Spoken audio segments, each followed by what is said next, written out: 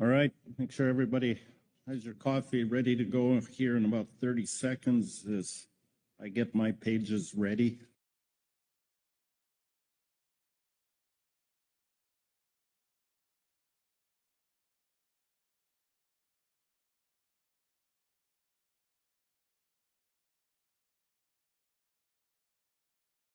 All right. Good morning, everyone. Day last. We're going to continue on first with some groundfish items, so I will turn it over to Dr. Perry to give us the introduction on E7. Diana. Thank you, Chair Hasmer. Good morning, everyone. Today we will be talking about agenda item E7, the groundfish terms of reference, specifically the detailed outline. I will go through your tasks and then a brief overview of the document and some items that you may want to consider. So your council tasks are to consider key outcomes from agenda item E3, the stock assessment process review, and any proposed revisions for inclusion in the terms of reference, provide guidance on whether the one-page at-a-glance summaries are desired as a terms of reference component, provide guidance on the inclusion of the risk tables in stock assessment documents, provide guidance on the expectations for a gap-led appendix, and then hopefully adopt the detailed outline of the terms of reference for groundfish stock assessments. So just as a quick reminder, in this particular year, we are doing a 3-meeting process instead of a 2-meeting process. The top line of this timeline are those 3 meetings. We had scoping in March. Today we are talking about the detailed outline, and we will come back with a full, hopefully final tour adoption for November. Between these meetings, we have developed an outline, a drafted outline for today, and then we will be drafting a full tour leading up to the November meeting. So just as a reminder, we are here at in June looking at a detailed outline. So there were a number of different items that were considered in development of this detailed outline. Those documents include comments from those who participated in the last year's cycle for the 25-26 tour, which is attachment 2, the NOAA stock assessment report guidelines, which was attachment 3, the recommendations from the stock assessment review process, that was agenda item E3 and specifically attachment 2. There was the stock assessment process review report provided in January of 2026. And then we also considered the reports from the SSC, the GAP, and the GMT from March 2026. So in attachment 1, there is a detailed outline, but you may see some colors throughout that outline.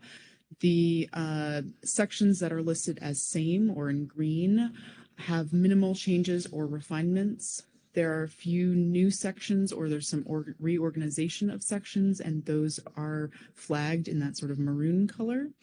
Then we have sections that are listed as refined that may contain substantial changes, and those sections are those changes are described.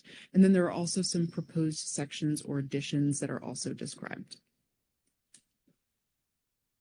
So I'll go through a few items that you may consider as you are thinking about this outline.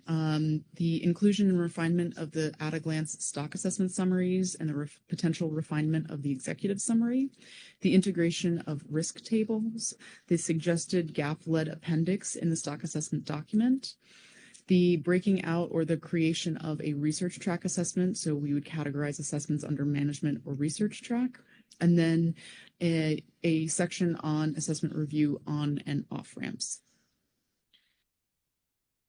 To get a little more into the details, at-a-glance summaries were provided in 2025. They seem to be fairly well received, but they are not currently listed as a stock assessment document requirement in the outline. Some question for discussion might be, should it be continued? And if so, should it be a standalone or part of the stock assessment document? Under executive summaries, there was consideration for shortening it. What would be the purpose and the objective? And if it is shortened, what are some sections that are most useful? For risk tables, we would add language about the development of the risk tables, and then reference any further risk table guidelines, in the accepted practices guidelines document. This is to note, or there's an important note here that the council will address the use of these risk tables in the upcoming risk management agenda item in November. There is also a proposed gap-led appendix. This would be dedicated space for industry and stakeholders' views of the fisheries, and they could be expressed in the stock assessment document and considered during technical review. We are anticipating this would be developed by the GAP advisors who would go through the STAR panel, and the development may begin before or during the pre-assessment workshop and continue throughout the STAR panel process to acknowledge stakeholder input and considerations. It is important to note here that this is different than the existing management section within that stock assessment document. Then we are proposing to create a management and research track. Management track assessments would be ones that we typically already do. They include the benchmark, updates, data moderate, data limited, and catch-only projections. And then we are suggesting this new section of research track assessments that would support the need for the research-intensive assessment for a particular stock or multi-species complex that would require extensive analysis well beyond the scope of the standard biennial management process. And we are anticipating that this would really only be implemented in very few and specific instances. And then finally, we have the on and off ramp options.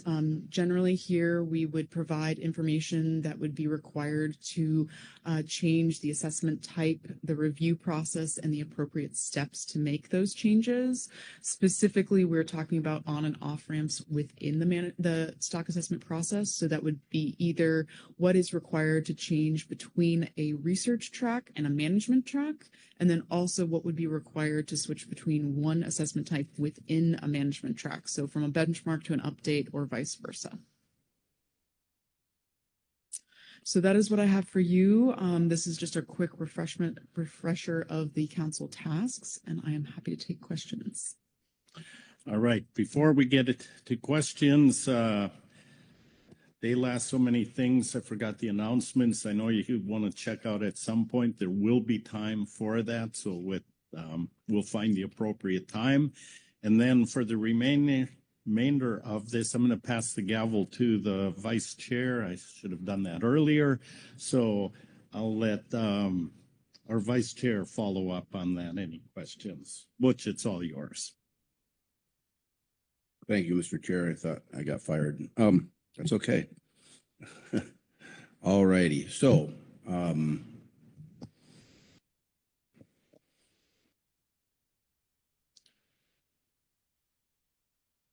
we're at public comment, or not public, we're at the reports, correct? That's where we're at. Okay, thank you. Dr. Galen Johnson on virtual. Thank you, Mr. Vice Chair, and good morning, Council. I'm going to read the SSC statements on stock assessment terms of reference for 2027 to 28. The SSC reviewed and discussed the outline of proposed changes to the terms of reference for groundfish stock assessments, attachment 1. On at-a-glance one-pagers, the SSC is supportive of the continued production of the at-a-glance one-page summaries, which are helpful for stakeholders, but does not recommend including them in the TOR. The at-a-glance summaries are an outreach tool and are not appropriate for inclusion in the TOR for assessment reviews. These summaries should be provided to the Council prior to decision-making and ultimately archived with the final version of the stock assessment document on the Council website. On-ramps and off-ramps. The TOR should include criteria for changes in stock assessment type, for example, update to benchmark assessment, referred to as on-ramps, and when such changes should occur. There needs to be clear criteria guiding this process. In particular, the decision to change the assessment approach should ideally take place prior to the pre-assessment workshops. In addition, arrangements would need to be made for a STAR panel and scheduling of CIE reviewers when an update changes to a benchmark assessment. An off-ramp may also rescope an assessment to a research assessment. Assessment executive summary content. There may need to be rearrangement of information already contained in the stock assessment document to align with the NIMS guidance. Some sections of the executive summary may need to be reduced, as agenda item E7 attachment 3 notes that it's expected to be fewer than 5 pages in length. A longer executive summary may be needed to meet stakeholder needs. For the GAP appendix, developing a GAP-led report on the state of the fishery before the pre-assessment workshop would provide maximum benefits to the stat and promote a more informed assessment process. The GAP-led report would add value by capturing the perspectives and opinions of stakeholders and collecting local ecological knowledge of the fishery. The GAP-led report could include on-the-water observations and factors that relate to fishery dynamics, for example, when selectivity may have changed, that the stat could consider during the development of an assessment. The contents of the appendix and how they have been addressed could be discussed during the STAR panel. The end-of-cycle assessment process review is a final opportunity for the GAP to identify unaddressed issues. On risk tables, the SSC recommends that risk tables be added to the tour. The risk tables provide a way to identify sources of scientific uncertainty that are not captured in the statistical model and transparently define sigma values. The tour should be clear that the risk tables do not add an additional buffer between the OFL and ABC. Instead, they adjust the sigma upwards or downwards used to characterize uncertainty in the existing ABC buffer. The SSC recommends renaming the risk tables with a name that better reflects that the method is used to characterize scientific uncertainty. Other tour considerations, the roles and responsibilities should be in a council operating procedure rather than a tour. A section governing research track assessments outside the biennium would be beneficial. Research assessments may take time from the management track assessments and present an opportunity for detailed exploration and methods development. Research track assessments should be integrated in assessment prioritization. Further guidance from the council and science centers may prove useful in scoping this section. And that concludes our statement. All righty, thank you, Dr. Johnson. Any questions of Dr. Johnson? Seeing none, thank you for your, oh God. We almost got you out of here. All right. Sorry, Ms. Kent, I didn't see your hand. No worries, Mr. Vice Chair.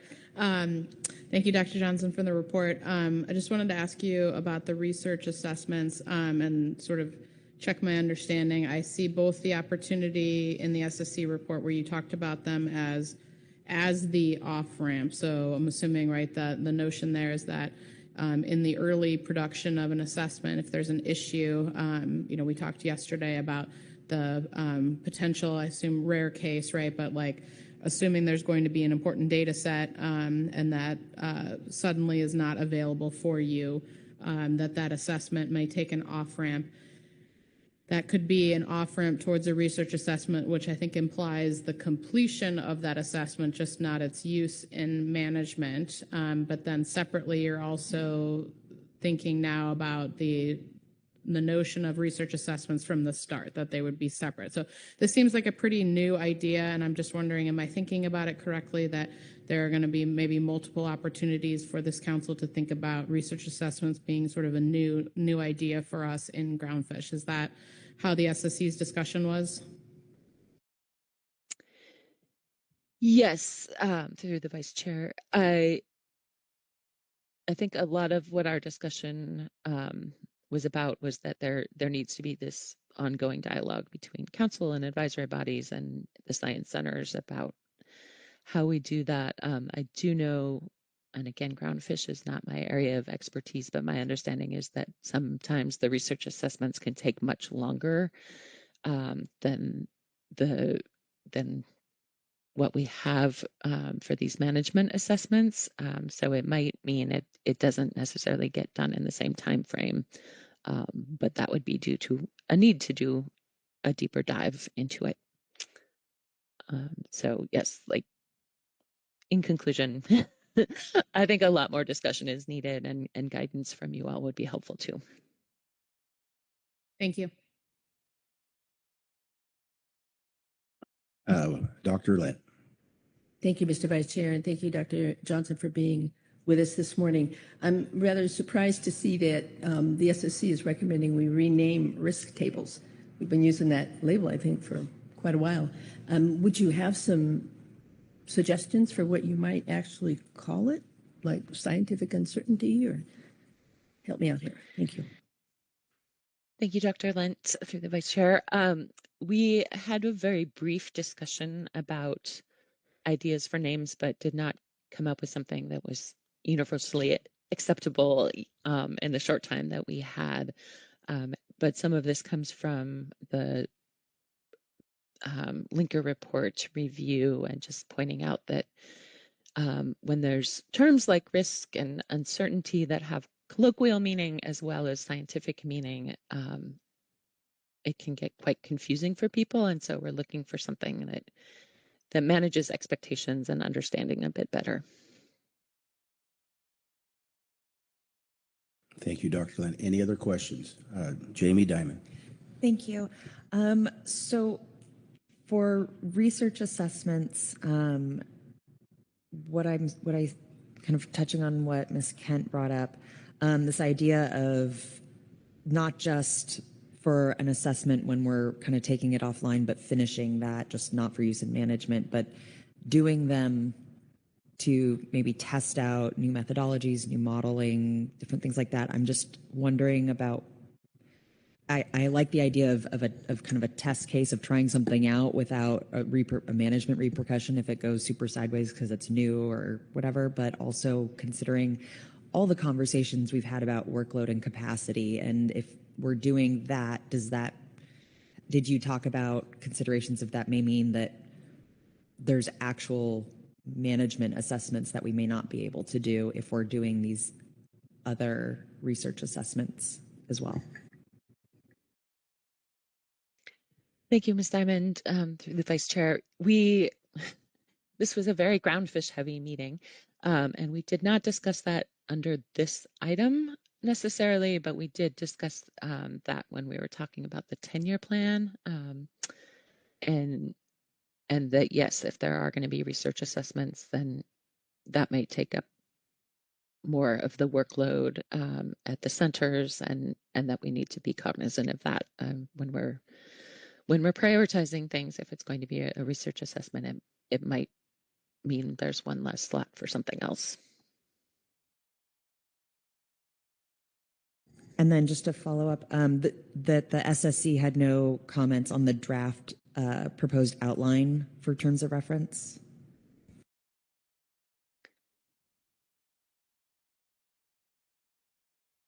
I guess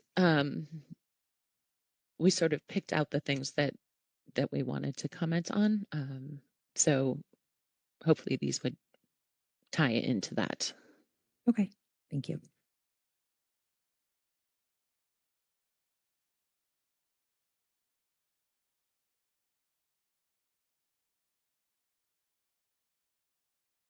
Is that all, Jamie? Okay. Yeah, I said thank you. I thought I did. Sorry, maybe I just said it on That's the all right. inside. Any other Thank you. questions? All right. Now, thank you for coming this morning. Thank you, Galen. Next is Gary Ask Me Questions Richter. From the Gap.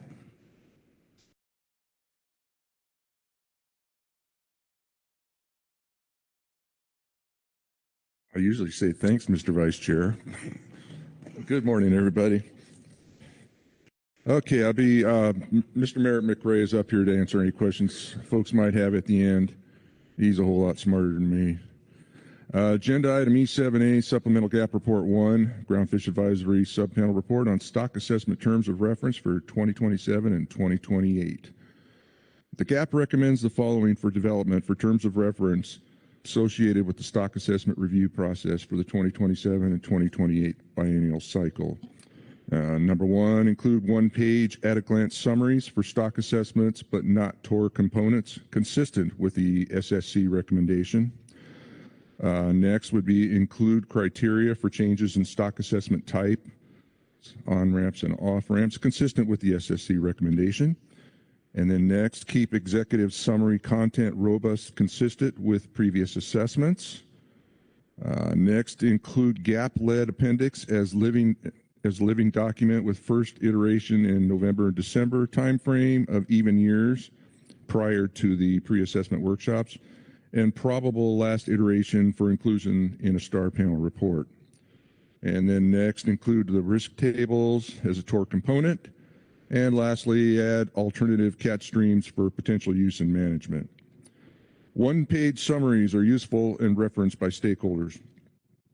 On and off ramps seem like there could be benefit, and the GAP is interested to see how this would look in practice and is supportive of their inclusion in the TOR. Executive summaries and past assessments have been informative for stakeholders, and the GAP could support format changes, but would like to continue to see the same level of information as in previous stock assessments. The GAP understands there is interest in including risk tables and stock assessment documents.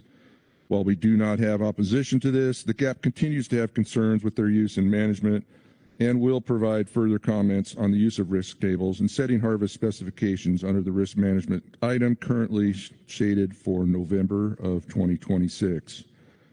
The GAP is very supportive of the development of a GAP-led appendix. Many fishermen are willing to support the effort and provide information from their vast experience and believe it could be valuable to help provide context to the data collected by the stock assessment team.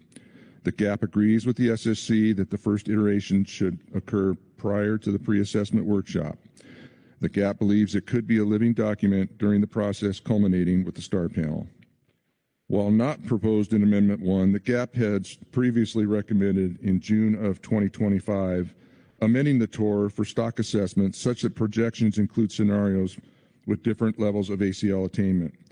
The idea is that by pre-analyzing different levels of ACL attainment at the time the projections are run, in future years, the SSC could easily adjust the OFLs, ABCs, and ACL for that stock based on which attainment scenario has ended up being correct in reality. This could provide some efficiencies by limiting the need for multiple catch only updates by already analyzing a range of attainments. Some years back, this concept was suggested by NIMS headquarters in response to the Council Coordination Committee questions about ACL underages. The agency stated, one potential way to examine impacts of ACL underages on stock abundance is through scenario planning within a stock assessment. For example, as part of the stock assessment process, the assessment model could be used to evaluate a wide range of ACL underages, resulting in ranges of OFL and ABC recommendations for each year within each scenario. This analysis could be summarized within the assessment report, and once actual catch levels are known, the SSC can use that information to make or revise their ABC recommendation. Yeah, Mr. Vice Chair, completes our GAP statement. Merritt would be glad to field any questions. Thank you, Gary. Any questions of Gary or Merrick? Caroline McKnight. Thank you, Mr. Vice Chair. Thank you, Gary and Merritt, for the report. I don't know who's going to answer this, so you guys can figure it out. But I'm looking at the recommendation to include the risk tables as a TOR component. That's one of your recommendations here. And certainly, you know, the sigma and the application of that and the risk tables is very important. Was there any discussion among the GAP about a link or including other parts of the best practices guide in the tour or referencing it in any way just for more transparency and connectivity? The GAP is strongly in favor of greater transparency in the process. I can't pick out a specific instance in which we address that, however. That doesn't mean it didn't happen. Thank you. Ms. Asia? Thank you, Vice Chair, and thank you both for the report. I just want to, there have been a couple calls for just information about your experience on the water and including that in reports in various ways through Special Project One, and then there's been a lot of discussion about like how to bring that information into the assessment process, and then you all have showed up at assessments to offer your experience. And so I just wanted to express gratitude because every time it keeps coming into my mind that like it would be useful to add this into the system, the GAP comes back saying like they're really willing and are like, sign me up, boss, when do I do it? So, and then I think I can think back to a couple gap reports in particular in the past where that information has come through without the request. So just expressing gratitude for like the willingness to share information about how all this is playing out for you and what your fishing years look like. Thanks. Through the chair, Mr. Zumelo, thank you for that comment. The GAP really strongly appreciates the opportunity to provide input to the stats and continuously throughout that process as questions come up for them. Thank you. Lynn Mattis. Thank you, Vice Chair. Mr. Milo got it. Basically what I was going to ask. Okay. Corey Wright. Thanks, gentlemen. My question is actually regarding the gap-led appendix. So part of the discussion we had, maybe yesterday, maybe it was a previous day, when thinking about star panels and potentially adding a second gap member to bring in sort of pointed expertise on a particular species or stock. And so thinking about this appendix, what if and what was the discussion like in terms of, you know, we have a gap, it's pretty large, but there's a whole host of fishermen up and down the coast who you all do a good job trying to represent. How, you know, how can we bring them into this too? Did the gap discuss how we can also get that knowledge as part of this process or something we could do as part of that? Just wonder if there's anything more that you could add to sort of how we could structure that appendix or how we should think about that appendix. Through the Vice Chair, thank you for the question. My sense from the GAP discussion is that we would view that as a living document that would grow throughout the assessment process. And with respect to who would be participating in that process and ultimately in the star panel review, the idea was that we, within the GAP, would find constituents that had the best expertise on the particular fishery and stock that was being considered. I hope that answers your question. As a follow-up, Mr. Vice Chair, Corey, actually last year, I usually do most of the star panels. Last year we did chili pepper and quillback at Santa Cruz. I don't know a friggin' thing about quillback. So we had to put Tim in that seat and the council picked up his, you know, covered his expenses and stuff for that trip. I know a whole lot about chili pepper, probably as much as anybody.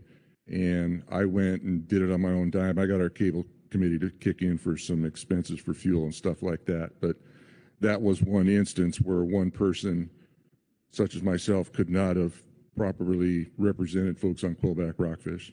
And it'll happen again in the future.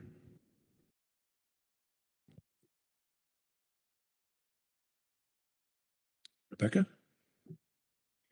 Thank you, Mr. Vice Chair, and thank you, Mr. Richter and Mr. McRae for your document. Thanks to the whole GAP.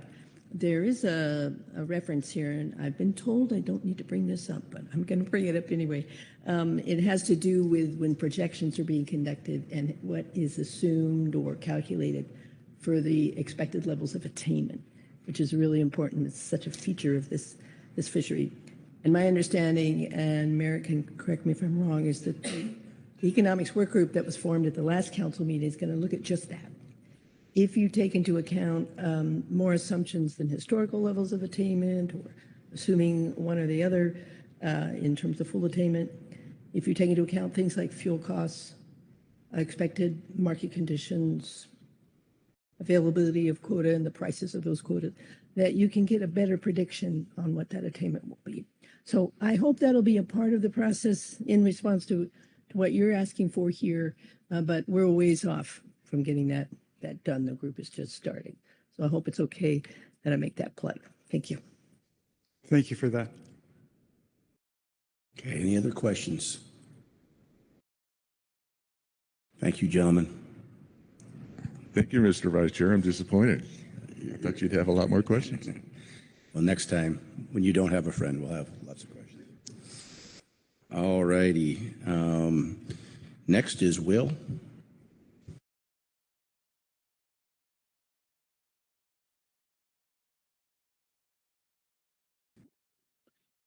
Good morning, Vice Chair Smith and members of the council. My name is Will Jasper, and I'll be reading the GMT report on stock assessment terms of reference for 27 and 28.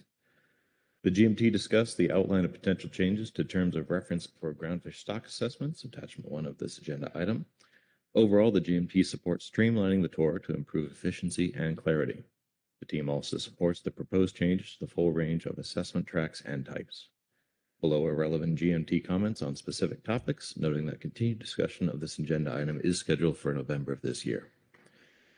This is a bulleted list. At a glance, one-pagers. The GMT views these as helpful in understanding stock assessment results and supports their continued use. However, the GMT agrees with the SSC rationale to not explicitly include these within the TOR.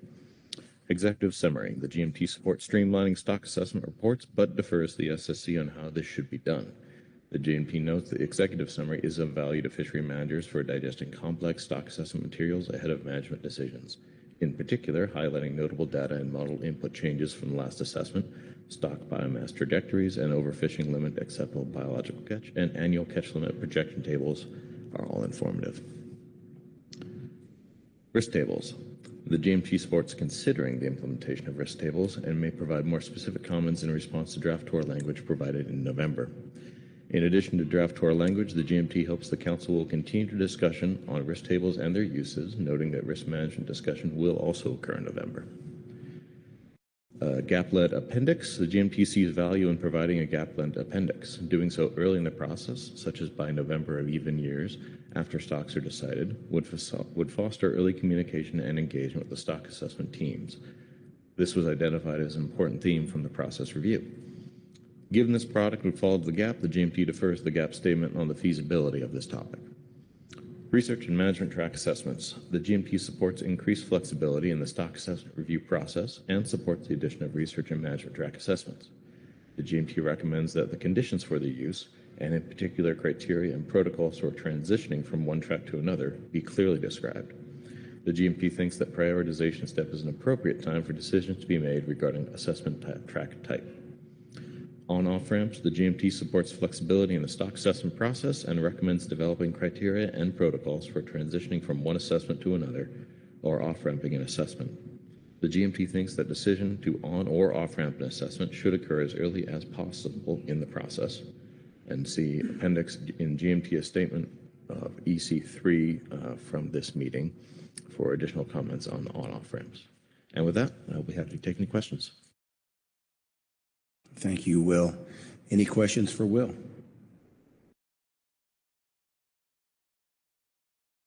Boy, easy morning for you, Will. Thank you, sir. Okay, that brings us down to public comment, and I have 0, so we'll open it up for council discussion.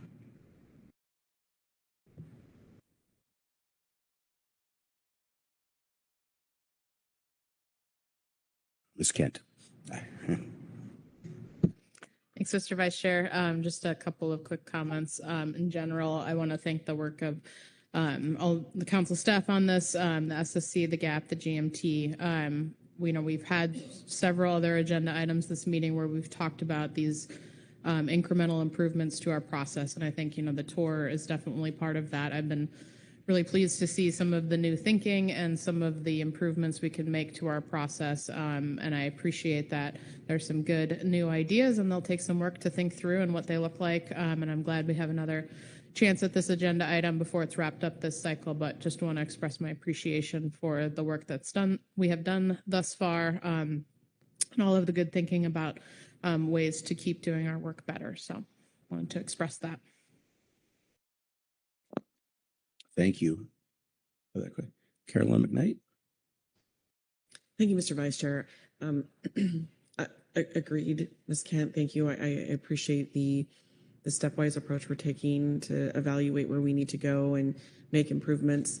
Based on the question I asked the GAP, it might be not of surprise that between our previous agenda item about process improvement and today, it seems like maybe we've missed a piece that has not come up yet and was not included in the Linker report and is not anywhere in the reports before us today, which is how and when and where the best practices guide integrates with this flow of review of products. And it just occurs to me that a lot of the discussion that occurs when we get to a review process for an assessment falls back on, fixed parameters versus other more technical pieces that have an impact on the output of the model.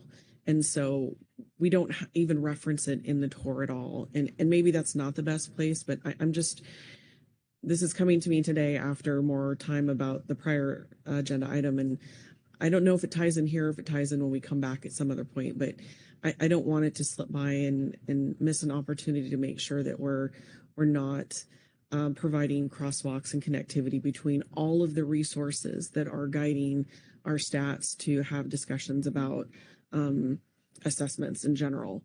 Beyond that, I'm very, very encouraged by the challenging discussions that everyone has been through to put forward a really good and comprehensive next step for improvement. And I just appreciate that. Thank you.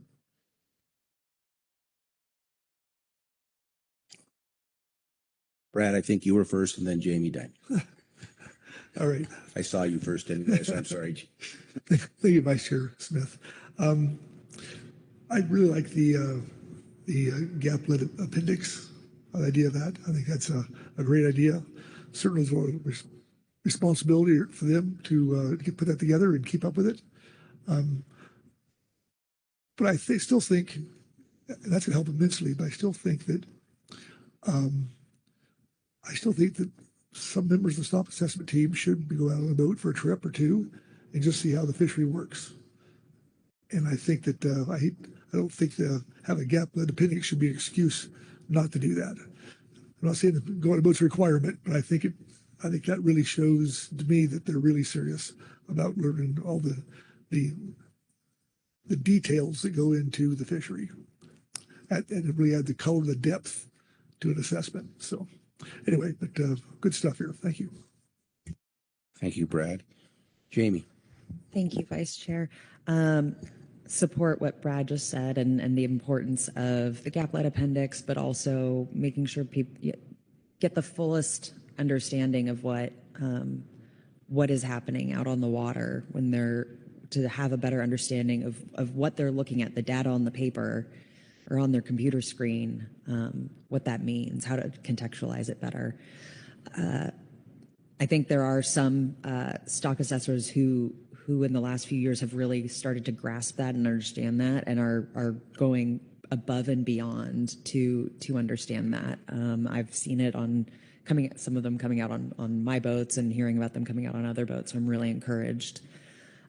I also want to touch on what Ms. McKnight said. I think we heard from the GAP statement. I highlighted it yesterday. They were hoping for an opportunity to at least discuss or put a flashlight on some of an opportunity to look at those more technical decisions.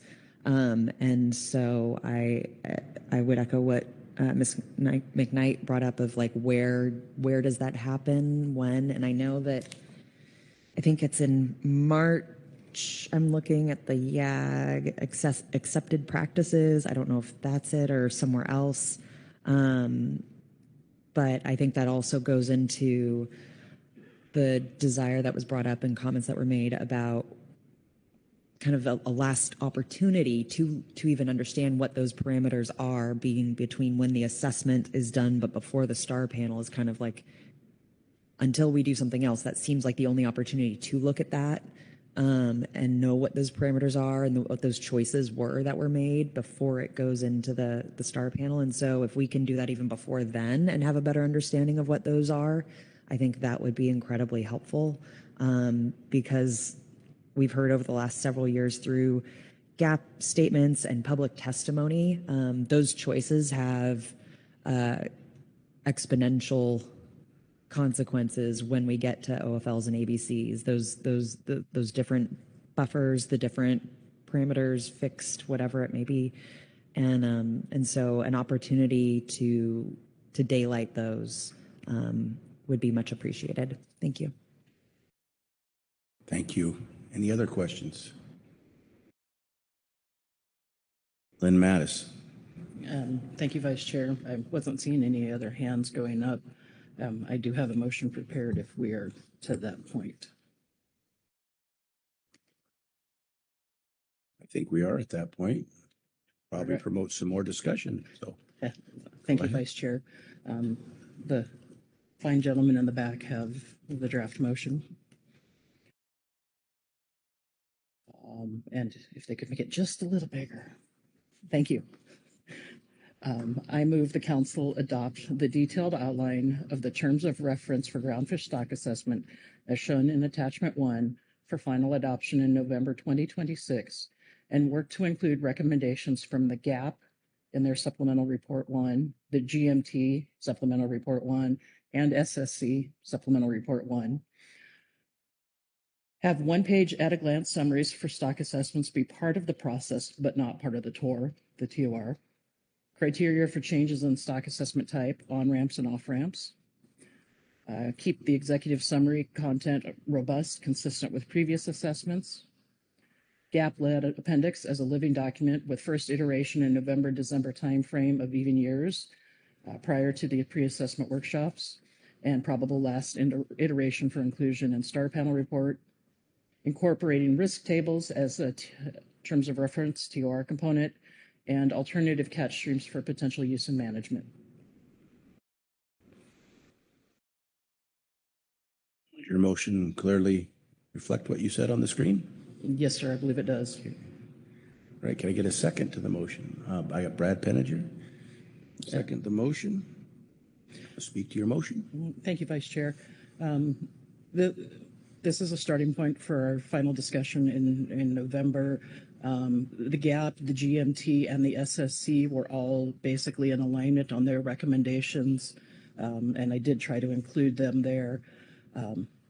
At the risk of tooting our own horn, Allie Whitman with our ODFW's North Pacific SSC member created one-pagers for us at ODFW to help with our commission, and they went over really, really well, both with the ODFW commissioners as well as our public.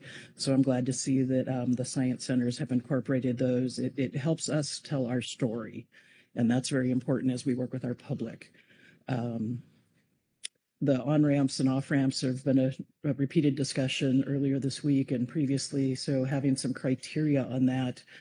I was involved in 2 star panels where they should have been contemplated, being the yellowtail assessment in 2017.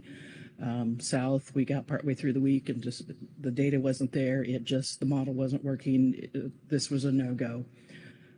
Alternately, in 2015, the Black Rockfish Oregon assessment, which I still have nightmares over, we powered through and we had a working approved model at 4:45 on Friday afternoon of the star panel.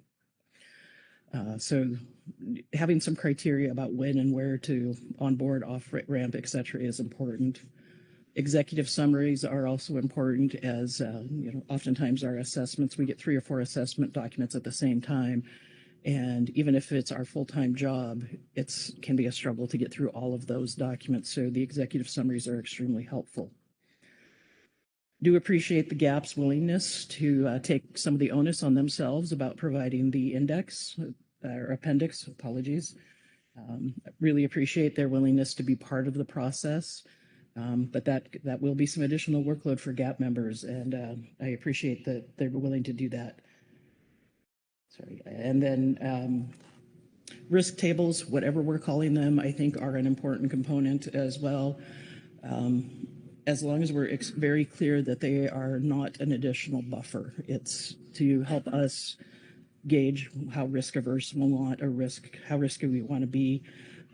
It's work that's been going on through our EWG and our EAS for a while, and I really appreciate that. And do agree on the alternate catch streams for use in potential management. The sooner we can identify those, the better. So just appreciate trying to improve this process as we move forward and having the guidelines so that everybody knows the playbook. Everybody knows what's expected and how we're going to move forward with our assessments going forward. Thank you. Thank you, Lynn. Any clarifying questions to the motion maker? Dr. Lynn? Thank you very much, Mr. Vice Chair, and thank you, Ms. Mattis, for the proposal. Can we just scroll to the last bullet? And this is something I should have asked when the GAP gave their input, but is the reference to alternative catch streams the same as alternative catch projections? Thank you. Through the Vice Chair, Dr. Light, yes, I think it's just slightly different terminology for the same thing. It's using what the expected catch each year is to project the next few years out. And if it's full attainment versus maybe 50% attainment, as you go year to year, it changes that 10-year approach. So having those earlier may save us some time with doing a catch-only update in future iterations. Thank you for the clarifying question. Any other clarifying question? Heather Hall. Thank you. I was just going back to the guidance we provided that was provided under E3, and specifically to add an additional gap or gap recommended representative to the STAR panel process. And this would be an amendment to the TOR. Is that included in this? Or do we need to include it here? Sorry. And maybe, yeah. Through the Vice Chair, Ms. Hall, I don't think it's explicitly included here. If it was explicitly included in the GAP report, the intent was anything that I missed in this list that is in the GAP and GMT and SSA reports. But if it's not explicit, we may want to add it so that it's perfectly clear. Thank you. Jamie Dimon. Thank you. I think there were things yesterday from E3, then I think that's part of what Ms. Hall was getting at, that would be, that the intent of that was for it to get incorporated into the TOR. And I don't know if it needs to be added here as well, because it was pointed out in the motion for E3 and some of them explicitly said to be added into the TOR.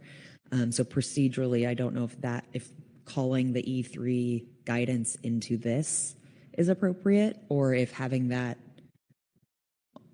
on its own still makes it in the end to the TOR. Eric. Yeah, thank you. Yeah, it is a little bit confusing because of the overlap in the themes here, but I guess from my vantage point, the guidance yesterday did affect the TOR in some ways, and so we'll just do that, what you're talking about. And then unless the motion maker intends for this to replace that guidance, which I don't think you're saying, we can move ahead without having to do an amendment to the motion. Fabulous. Thank you. Okay, so I think we've got that cleared up. And so now I'll open it up to discussion. Anybody discussion on the motion? Seeing none? Oh, Fishawn. Merrick. Well, thank you. I was just going to offer appreciation for this motion, and I also wanted to say for the related conversation we had under E3, there was really good guidance in there, and I'm glad we are talking about it in support of this motion as well. Thanks. Okay, Merrick. Thank you, Heather. Yeah, thank you. And just a clarifying comment on the topic of risk tables, there's been some mention that they are not an additional buffer. Our risk table item, as we've talked about this internally and with the region, there is a good likelihood that it would take an FMP amendment, and that is because of the policy side to the risk table. So I don't think that means that the motion is affected here, but it's just in terms of how do we use the risk tables. Essentially, what is the P star that goes along with the risk tables? We haven't decided that yet. And so I think it is fully appropriate to continue down this road and have the assessment authors and include those as part of the assessment. But as part of our risk management discussion that's coming up later this year, this will be a topic, which is what do we want to do on the policy side with these risk tables? So that's just a clarifying comment. Thank you, Merrick. Any other discussion? All right, I'm going to call for the question. All those in favor, so by saying aye. Aye. Those opposed? Any abstentions? Motion carries. Thank you. So, Diana, have we done what we set out to do here? And Yes, you have, Vice Chair. Thank you. okay, thank you. So now we will be going into. Pardon me. Oh, Jamie, I'm sorry. That's okay. I just have a follow-up question to something Ms. McKnight and I had asked about the best practices, sorry, the right thing. Accepted practices, best practices, where that intersection is, and just somebody give us a little guidance on where that opportunity lies, or maybe that's where you were going to get to, and I apologize. Okay. Diana. So the accepted practices is referenced in the tour. It is not necessarily mentioned in the outline itself, but it is mentioned throughout the tour, and we do not necessarily intend to take that out of the tour. And so that should be part of the process, and it is considered during the stock assessment process as well.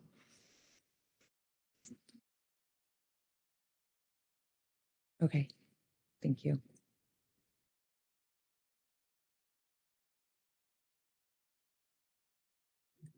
All right over there, Diana? Sorry, one additional thing. We will be bringing it back in, I believe it's March of 27 to have that conversation about the accepted practices guidelines as well. Does that better answer your question? Yes. Okay, sorry about that. So we're not missing the opportunity in this moment, I think is more so what we were concerned about. Okay, thanks. All righty, so have we completed our work on this topic? All right, so we'll take a 15-minute break so you can check out of your rooms, whatever you have to do. So we'll be back here at 15 minutes.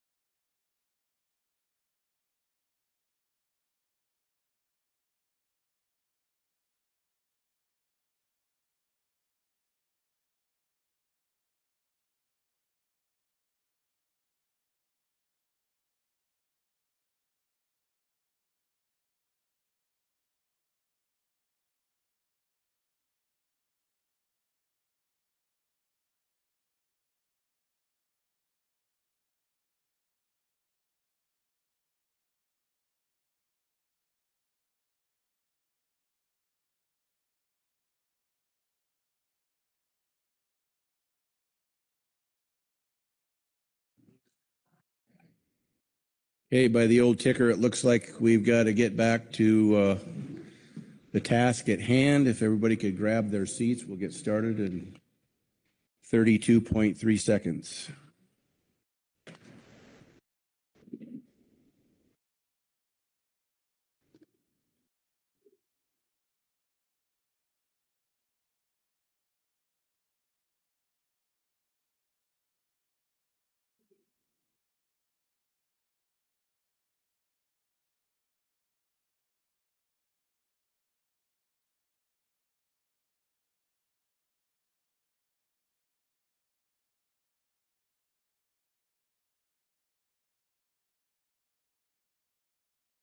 Okay, this is C2, Fiscal Matters. And Patricia, I think we're ready for you to tell us that we are in fine shape. Or not. Patricia? We're in fine shape. Okay, yeah. thank you. So the Budget Committee met last Thursday to talk about the budget and applications. For this agenda item, you have supplemental attachment 1, which was the agenda of the Budget Committee. You have the Executive Director's report, attachment 2, and you have the Budget Committee report. Mr. Burton is going to go over a few of the concepts of the report, and then we can take the action. Okay. Mr. Burton? Yes, thank you, Mr. Vice Chairman. So there is a presentation that I give to each Budget Committee meeting, and that's contained in the briefing book here. And I don't feel the need to go through all of that with you, but there are a couple of things that I thought would be worth flagging. So if you are looking at that, the budget that we proposed and that the Budget Committee is recommending is substantially driven by the guidance and decision-making that occurred after the Committee of the Whole meeting. And that is the structure of our meeting format, travel. There's been some changes in the way that I staff the office now compared to some of my predecessors. And so all of this has resulted in where we are today and resulted in the budget that was proposed and is being recommended by the committee. One of the things that I do want to just address head on, last year, 2025, was really hard. I think we all remember that, even though we'd like to forget. And this year is going much better. And so last year we had to make some severe changes to our September meeting format, for example. We had a couple of staff vacancies at the end of the year. It was really hard on my staff to manage through all of that. It was hard on the advisory bodies to participate effectively at the September meeting. So we're not in that situation now, and we are fully funded. We have all of the funding that we expected, plus a little bit more. And that additional funding is to support the assistant administrator told me it's to support the deregulatory agenda. And so that's contained in the presentation that is in your briefing book. One of the things that I think should be celebrated is how we've done on closing our structural deficit. And so if you're looking at the presentation, that really starts in slide 9 of 18. There's a description of what we've done, and then slide 10 of 18 has some numbers there. And so in 2024, when we went through the Committee of the Whole process, I estimated our structural deficit at about $777,000, which is a very large percentage of our overall budget. And at that time of that meeting, we said, I think a good goal is to try to get down to about 300,000, and that would be more manageable. And that's about what we've been able to do. So the current deficit is about 348,000. So I think that deserves to be celebrated, all of us making some hard decisions, but the council continues to operate well. And I think we've shown that with some diligence, we can continue to operate well and manage our finances effectively. In the meantime, we do have IRA funding, which is serving as a bit of a bridge. So that's our structural deficit, but right now we don't have in accounting terms, an actual deficit. And so that's the case this year. I expect it will most likely be the case next year, depending on the budget that we adopt. And then once that funding rolls off, we'll be back in a deficit condition. burning through our reserves, for lack of a better word. But we're in a much better place than we were a couple of years ago. So I don't want to speak for the Budget Committee, so I'll just pause there and happy to take any questions on the presentation. Otherwise, I would recommend that we take the report of the Budget Committee. All right, any questions? And Brad, before you start out, this is your last official Budget Committee report. Don't screw it up. But I'd like to say that your time on the council has been very high quality, best of the best. This council, I believe, is better for having you on it and you in the process. You have a doctorate in coastal communities and coastal fishing, and your heart tells me that's where it's at, and you've been dedicated to this process a long, long time. And I know people sitting around this table and myself have appreciated the long relationship we have. And the few times we've ever disagreed, it's been out of mutual respect, and we've worked on 100 more items, you know. And so for that, I want to thank you, Brad, and can't wait to roast you in November. And you're a scholar and a gentleman. Thank you very much for your time on the council in this process. Oh, stop. No, thank you, Vice Chair Smith. It's just, it's been an honor. It really has. And so, but we're not there yet, so we're not done yet. So, but I'll turn to Patricia to read the report, and we'll get back to me here. So, thank you. Thank you. Okay. Agenda item C2A, Supplemental Budget Committee Report 1. The Pacific Fishery Management Council's Budget Committee met on Thursday, June 11th to review 2025 expenditures, the Council's 2026 funding status, calendar year expenditures through April 2026, and a staff proposed calendar year 2026 operational budget. The BC also considered the effectiveness of actions taken to reduce expenses over the last few years in response to the Committee of the Whole process. National Marine Fisheries Service West Coast Region Sustainable Fisheries Division Budget Update. Mr. Brian Wolf informed the committee that the West Coast region is still in fiscal year 2026 and that the fiscal year 2027 is in the middle of the current congressional appropriations process. He indicated that the NIMS headquarters is currently discussing the fiscal year 28 budget and is focused there on both regional and national priorities. In addition, approval has been given to hire a limited number of staff in the region and at the West Coast Science Centers. Executive Director's Report. Mr. Merrick Burden provided the committee with a 2025 summary, an update on 2026 fiscal status, and forecast beyond calendar year 2026. In 2025, the Council had to navigate a great deal of fiscal uncertainty and take significant action due to delays in funding. These actions consisted of a reduced scale for the September 2025 meeting and delays backfilling vacant staff positions. These actions result in the Council spending roughly $500,000 less than was budgeted in 2025. All of the expected funding for calendar year 2026 has been fully received to date, including an additional $367,000 from headquarters that is intended to support the administration's deregulatory agenda. Spending through April 30 of approximately $1.6 million is similar to prior years, with the bulk of the spending expected to occur in the latter half of the year. Mr. Byrne presented some analysis of the Council's structural deficit and progress that has been made in reducing this deficit since the 2024 Committee of the Whole meeting. In 2024, staff estimated that the structural deficit was $777,000, and current estimates put the structural deficit at $348,000. This is a substantial reduction, meaning that the structural deficit has moved from an alarming level to a more manageable level. But its structural deficit still exists, and work is still needed to align our budget with our income. While the structural deficit remains, the actual deficit for last year and this year has been bridged by special project funding and funding for deregulatory actions. But these are expected to result in a short-term bridge rather than constituting a long-term fix. Mr. Burden described the near-term financial situation as good and relatively stable, but the long-term outlook continues to require diligence.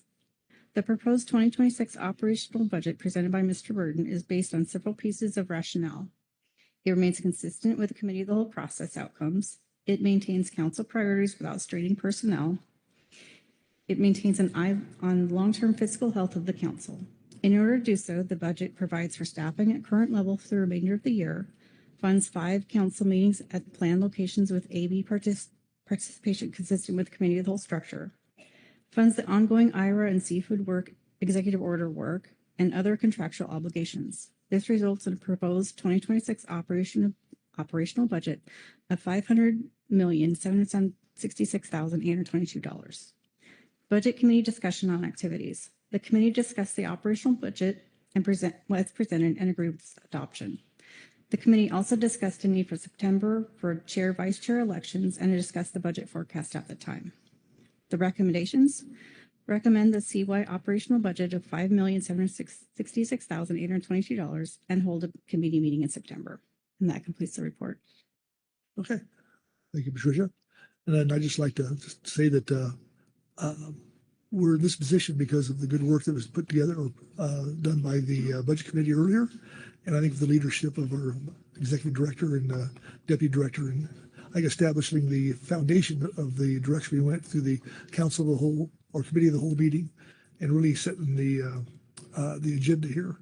And I think it's really a hats off to everybody involved there in the sense that we started that process before the big shutdowns last year or the big cuts last year. And I think we kind of really stood out as a council across this country in doing that. And I think that if I remember right, some of the discussions you had at the last CCC meeting, some of the other councils were struggling with how do you cut funding or how do you cut activities.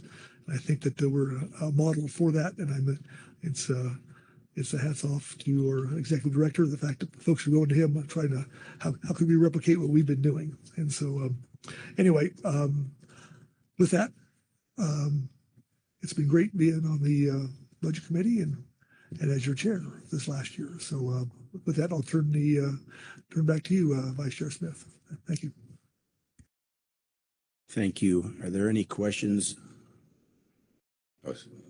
Any questions of the report? Sharon. Thank you, Mr. Vice Chair. Not a question, but when the time is appropriate, I have a motion. Okay, I see no public comment. Is that correct still? Okay. I think have any questions before? Not question. Okay, go ahead. Okay. I really appreciated the presentation that we got that's in the attachments at the budget committee. And when you go through it and see what the different line items are, it lays it out really well in the presentation. And the cuts that were made to close the gap of the deficit spending. In 2024, for example, it was deficit of $760,000 and now it's $348,000. Like that's a big gap to close, and that was a lot of work. And so I appreciate those that did that and the work that went into that. And it from what I could see, it's getting to a point where it's pretty lean, and literally it's the savings are in any time type items. There really isn't like things that are being bought. Staff travel for international things that's gone. So then that had a big ticket price to it. And I council member or advisory body stipends, that's something that I feel like if there's somewhere we need to add, if someday that we're able to happen, that's somewhere where I would love to see added, because I know that we aren't able to compensate for their time off the water and here, and anything we can do to help in that, bolster that someday down the line. A goal of mine would be to put it there, but I know that the staff hiring and using that as a cost savings has been helpful. Working on getting, even the little things, it seems small, but like using the Alaska travel code, those little things add up, although in the grand scheme of things, it doesn't move the needle too much, but over time it adds up.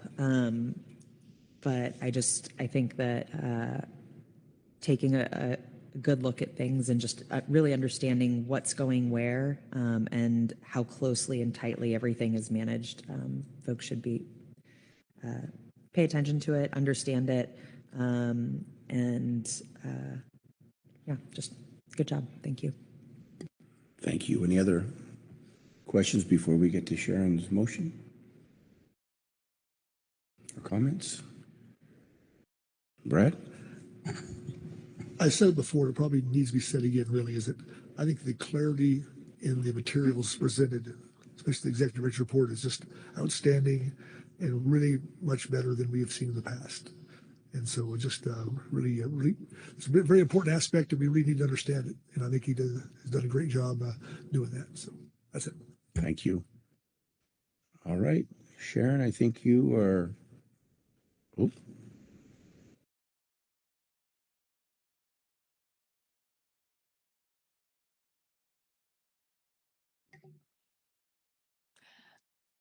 Mr. Vice Chairman, I move the council approves a 2026 calendar year operating budget of $5,766,822 as recommended in Agenda Item C2A Supplemental Budget Committee Report 1.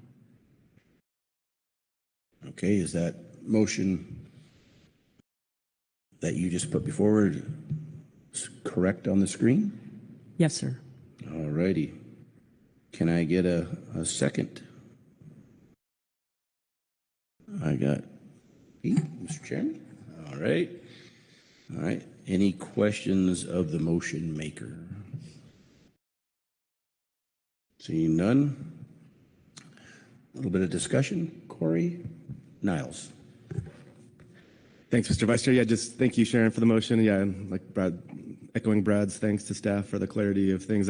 James, I didn't get my hand up earlier, but this is in support of the motion. But being a member of the Budget Committee for a few years or longer now, and going to Jamie's comments, I just want to make the connection to yesterday and what Heather said in the WDFW seat. And it's this one frustration is how do we tell the story of the work that this council does better, and where is the opportunity to do that? So yeah, we're adopting this budget, worrying about the structural deficit. Merrick is reminding us cost savings that, and so Jamie, but yeah, just wanted to speak to that. I hope there's people keep looking for that opportunity to tell the story of what the work this council does, the fisheries it supports, et cetera, and that's voting with some frustration that we don't have easier ability to do that, but I felt like those voicing those comments. So thank you for the motion and definitely in support.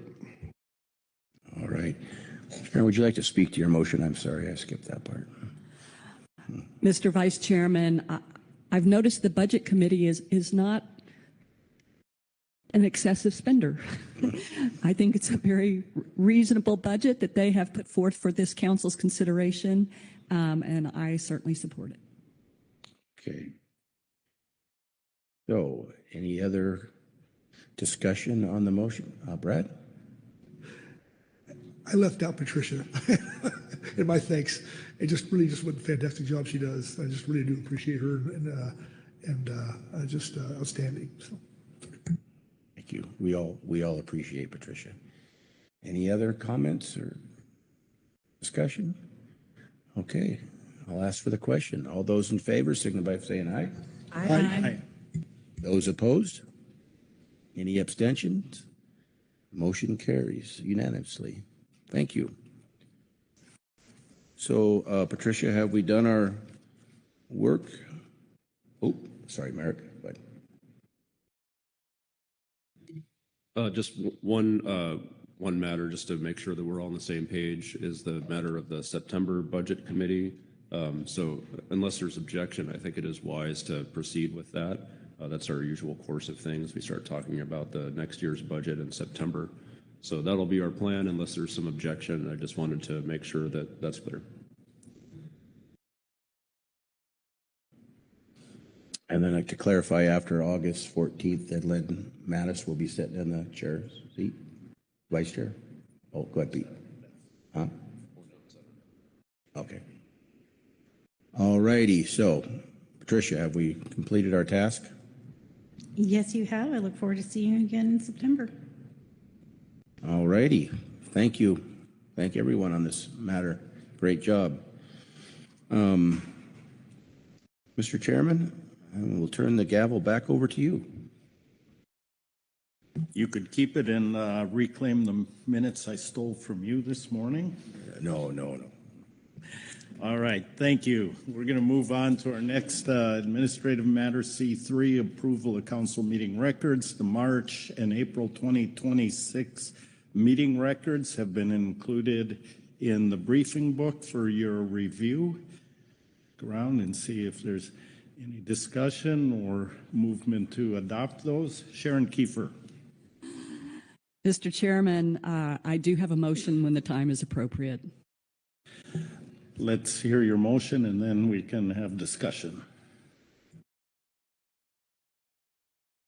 I move the council approves the council meeting records for the 286th, which was the March 2026 meeting, and the 287th April of 2026 meetings presented in agenda item C3, attachments 1 and 2. Thank you. That language appears accurate and complete. Yes, sir. Is there a second to the motion? Seconded by David Sones. Please speak to your motion as needed. Council has had a chance to review the meeting records. We have not heard objection to those records, and thus we should move forward with approval. All right, thank you. Any questions or discussion regarding the motion? Not seeing any. Call a question. All those in favor say aye. Aye. Oppose? Abstentions? Motion passes unanimously. Thank you, Sharon. That completes our work on that agenda item. So we will close it out and move on to C4, which will pop up on the screen here.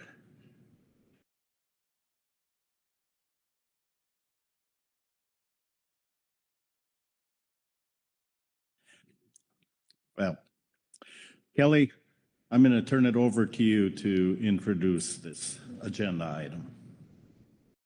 Thank you, Chair Hassemer, council members. Good morning. This is agenda item C4, membership appointments and council operating procedures. During this agenda item, the council will announce the appointments to its membership roster that were made during the closed session and provide guidance for soliciting any unfilled positions. The council will also consider and adopt revised Sacramento River Fall Chinook Work Group terms of reference to include participation in the Sacramento River Fall Chinook revised SMSY peer review meeting. The council is also scheduled to adopt revisions to Council Operating Procedure 20, Protocol for Consideration of Exempted Fishing Permits for Highly Migratory Species Fisheries, consistent with council action from March 2026. For council members, officers, and designees, regarding the election of the council chair and vice chairs, Mr. Pete Hassemer, sorry, just 1 minute. Chris, perfect, thank you. We're going to show here up on the screen the appointments that the council made during closed session as I review your situation summary. Mr. Pete Hassemer was elected as council chair, and Mr. Butch Smith and Ms. Krista Svensson as council vice chairs for the August 11, 2026 to August 10, 2027 term. For the Budget Committee, Ms. Lynn Mattis will replace Mr. Brad Pettinger after Mr. Pettinger's council term ends on August 10, 2026. The council also made the following appointments to council advisory bodies. Ms. Michelle Conrad to the Ecosystem Advisory Subpanel, Washington at-Large seat, Mr. Rex Leach to the Groundfish Advisory Subpanel, Trawl at-Large, Ms. Donna Kales to the Habitat Committee at-Large, Mr. Brandon Rogers to the Northwest or Columbia River Tribal position on the Habitat Committee, and Dr. Ed Weber to the Scientific and Statistical Committee at-Large. The council directed staff to re-advertise for the following positions: Coastal Pelagic Species Advisory Subpanel, 1 processor position; Ecosystem Advisory Subpanel, 1 at-large position; Groundfish Advisory Subpanel, 1 open access south of Cape Mendocino. This is a newly vacated position, and I'd like to thank Mr. Danny Platt, who honorably served in this role since 2006. We'll miss his thoughtful perspective, collaborative approach, and valuable contributions to groundfish management. For the Scientific and Statistical Committee, 2 at-large positions. The first position represents one of the previously advertised vacancies that remains unfilled. The second position is currently held by Dr. Chris Free, who is expected to resign his seat following the September council meeting, as he is taking a new position as the senior scientist at the Gulf of Maine Marine Research Institute in Portland, Maine. Dr. Free has provided expert scientific advice to the council since 2022, and most recently built a tool to expedite the review of groundfish harvest specifications that are recommended by the SSC. And I just really want to give a shout out. It is that tool that Dr. Free developed that has helped streamline the specifications review done by the SSC. Really just outstanding contributions. In your situation summary, we do have a table that summarizes the vacancies on council advisory bodies and active ad hoc groups. I won't review that table here in depth. You can pull it up and have it in front of you. We are working to actively fill some of those seats. I want to also acknowledge in your briefing materials, there is a Sacramento River Fall Chinook Work Group report number 1, that highlights the staffing challenges this group has, noting that the Northwest Fisheries Science Center representative position recently became vacant, which means there are only 4 members on that group to complete the work group's responsibilities, including the revised terms of reference that we'll discuss here later this morning. Regarding the revised terms of reference for the Sacramento Fall Chinook Work Group, at the April 2026 meeting, the council directed staff to revise the work group's tour to include participation in the Sacramento River Fall Chinook revised SMSY peer review meeting, which is scheduled for this summer as part of the work group's responsibilities. Attachment 2 contains an explanation of the changes to the tour, as well as a revised version of the tour showing the changes both in strike-through and a clean version for council review and adoption.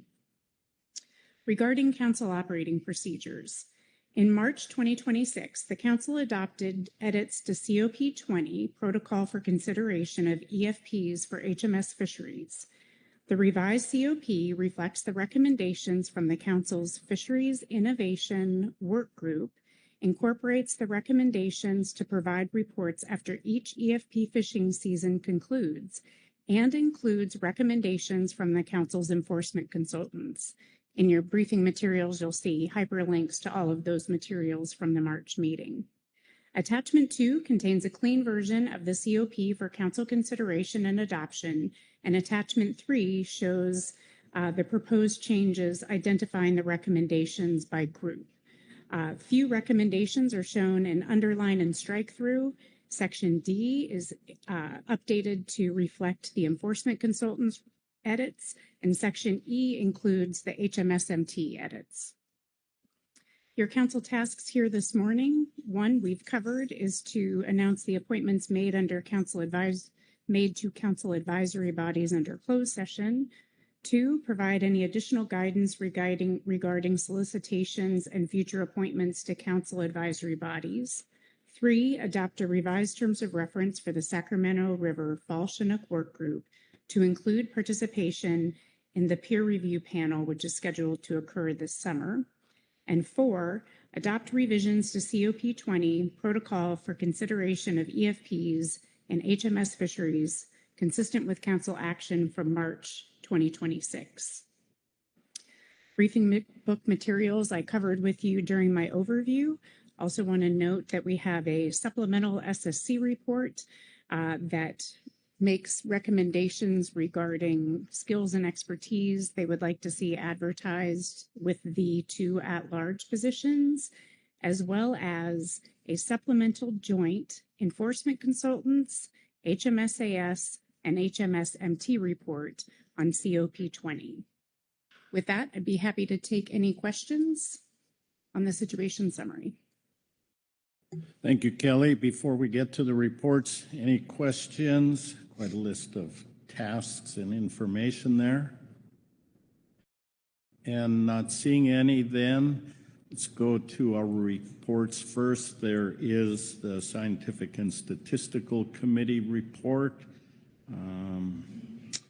Not sure if there's, Kelly, will you be reading that to us? Through the chair, yes, unless you are seeing any indications of SSC members online, I'd be happy to cover it. So the SSC discussed current and future needs given upcoming and existing vacancies. The SSC currently has 2 at-large vacancies for which only 1 nomination was received at this meeting. Dr. Chris Free will be leaving his at-large position at the end of October, and retirements and job changes are likely to result in turnover in some agency seats in 2026.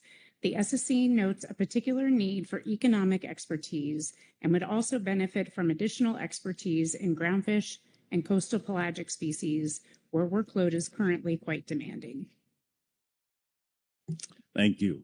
Are there any questions on the SSC report? I know you can't ask the SSC directly, but any clarification there? I think it's brief and quite clear. Thank you, Kelly. Next, we have the joint Enforcement Consultants, HMS Advisory Subpanel and Management Team Report 1. I have a list of names before me. I'm not sure who's. Chris German. Yes, sir, Mr. Chair. And this is, I'll be reading the Joint Enforcement Consultants HMSAS, HMSMT report on membership appointments and council operating procedures. And before I start, just to note, this is, I think, the first time we've had the EC and AS and MT all provide you a single report in the interest of both efficiency and to let the council know we are all on the same page, which says something, I think. So the 3 advisory bodies collectively reviewed the materials associated with agenda item C4, membership appointments and COP, and have the following comments. The ABs met with Deputy Director Ames to discuss the nuances associated with COP 20 Section D, other considerations regarding EFPs. And following a robust and thoughtful discussion, the ABs recommend that the council delay decision-making on Section D to allow additional time to address the following. Rewriting Section D to better reflect the roles of the EFP applicant, council, and NOAA fisheries, as was the intent with edits to the other sections of COP 20. Updating the language in Section D to be considered by all ABs, adopted, and implemented at the same time. Section D exists in COPs 19, 20, 23, and 24, and applies to all fishery management plans and fishery ecosystem plans under council management. This would prevent a situation where HMS EFP applicants are held to a different standard than other EFP applicants. Revising the language to better reflect the current review process conducted by NIMS in coordination with the Office of Law Enforcement and state enforcement agencies. And during this discussion, it was noted the review of EFP applicants' eligibility occurs after the council has made its EFP recommendations to NIMS. Additionally, the HMS management team notes that there is not yet any guidance in the HMS roadmap for NIMS or the EFP holders to reference as indicated in the proposed changes to Section E. And that concludes my statement, Mr. Chair. Thank you. Any questions on the joint report? John Ugoretz. Thanks, Mr. Chair, and thanks to the 3 advisory bodies for a report. I like that you're actually literally on the same page in this report. My question is in regard to COP 18 for salmon test fisheries. And I note that it's not included in the list and that I've looked at that COP and it does not have a similar section regarding enforcement considerations when making approvals. Did the groups talk about that at all and whether it should be in that COP as well? Through the chair, we did briefly, but since there was nobody salmon in the room, felt that would be inappropriate to include in this statement, since it's different than an EFP.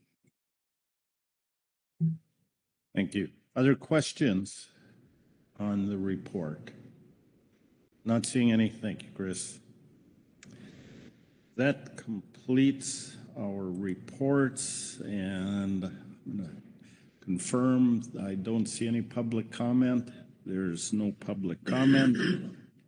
So that will take us to our council tasks. a list of them up there.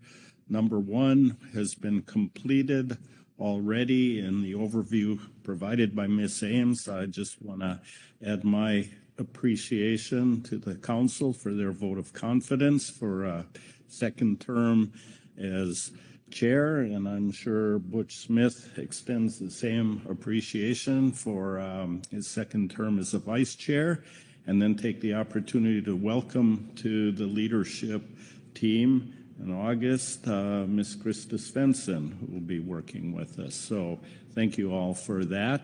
And also welcome the new individuals appointed to, or those newly appointed to serve on the advisory bodies.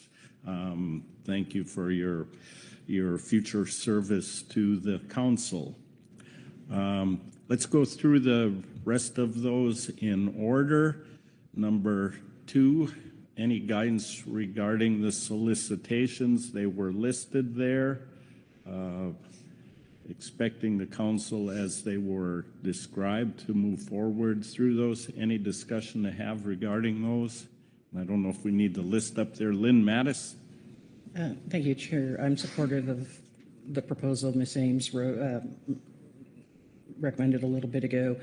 I know this came up earlier in the week about how we make participation in our scientific and statistical committee attractive.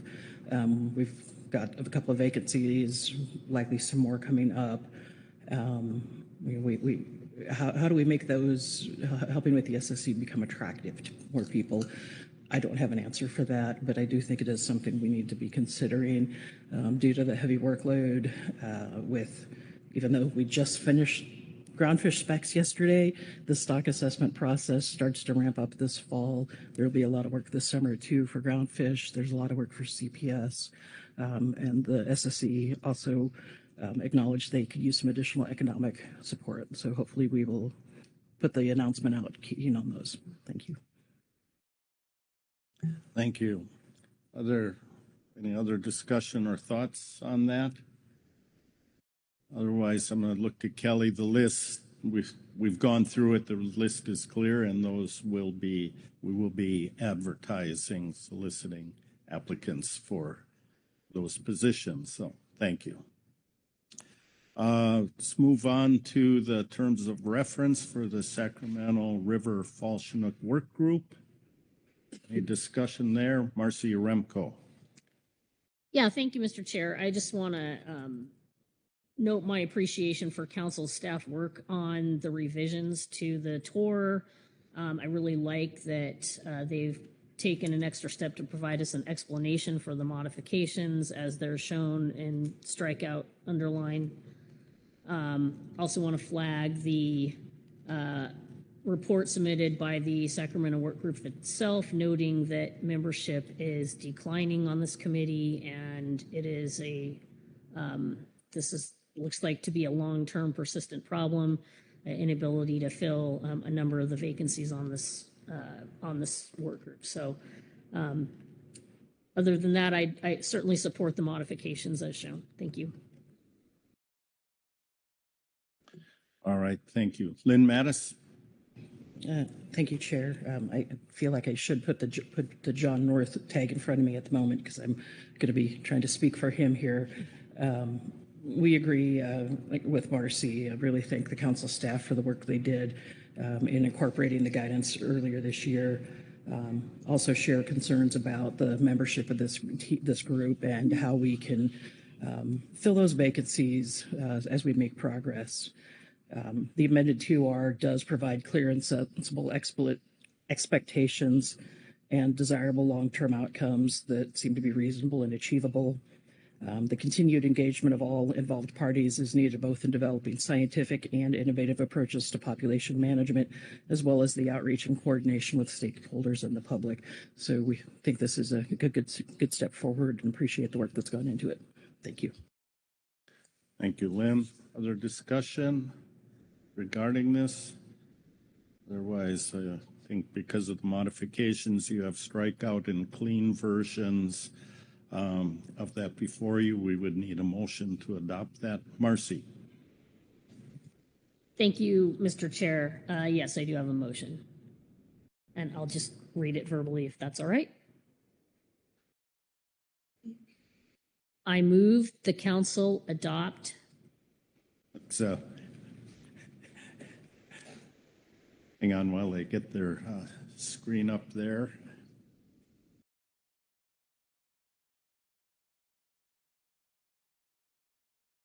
The revised Sacramento River Fall Chinook Work Group Terms of Reference as shown in Agenda Item C4, Attachment 1.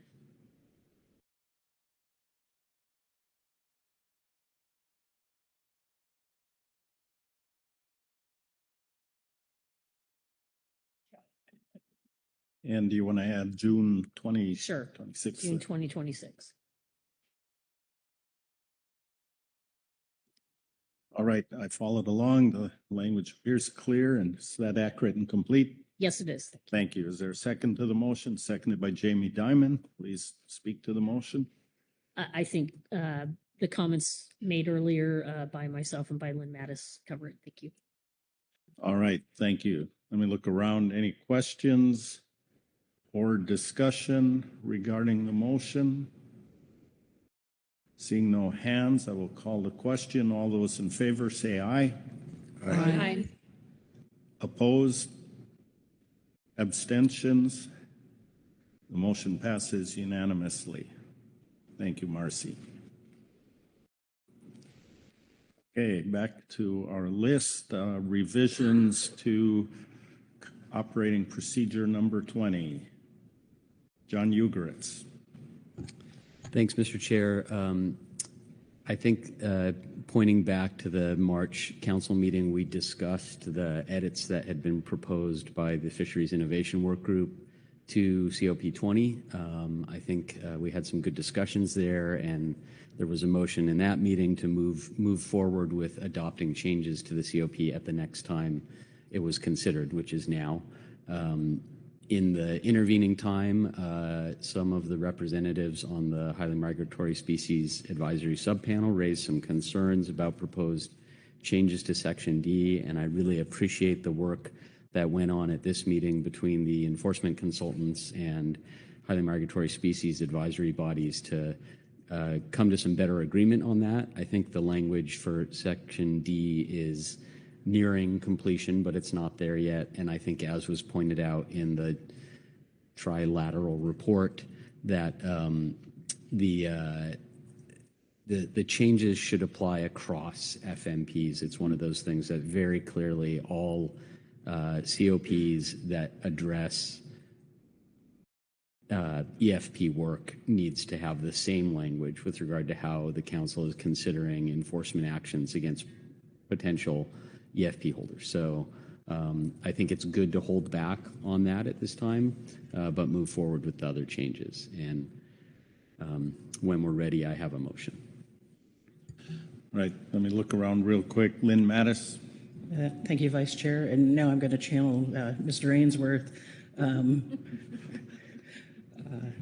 But we concur with Mr. Ugoretz's recommendations there that we're not quite ready for prime time, and really appreciate the joint communication and report from the triumvirate. Thanks. Thank you. Not seeing any other hands. John, I think we're ready for your motion. I'll wait for it to show on the screen.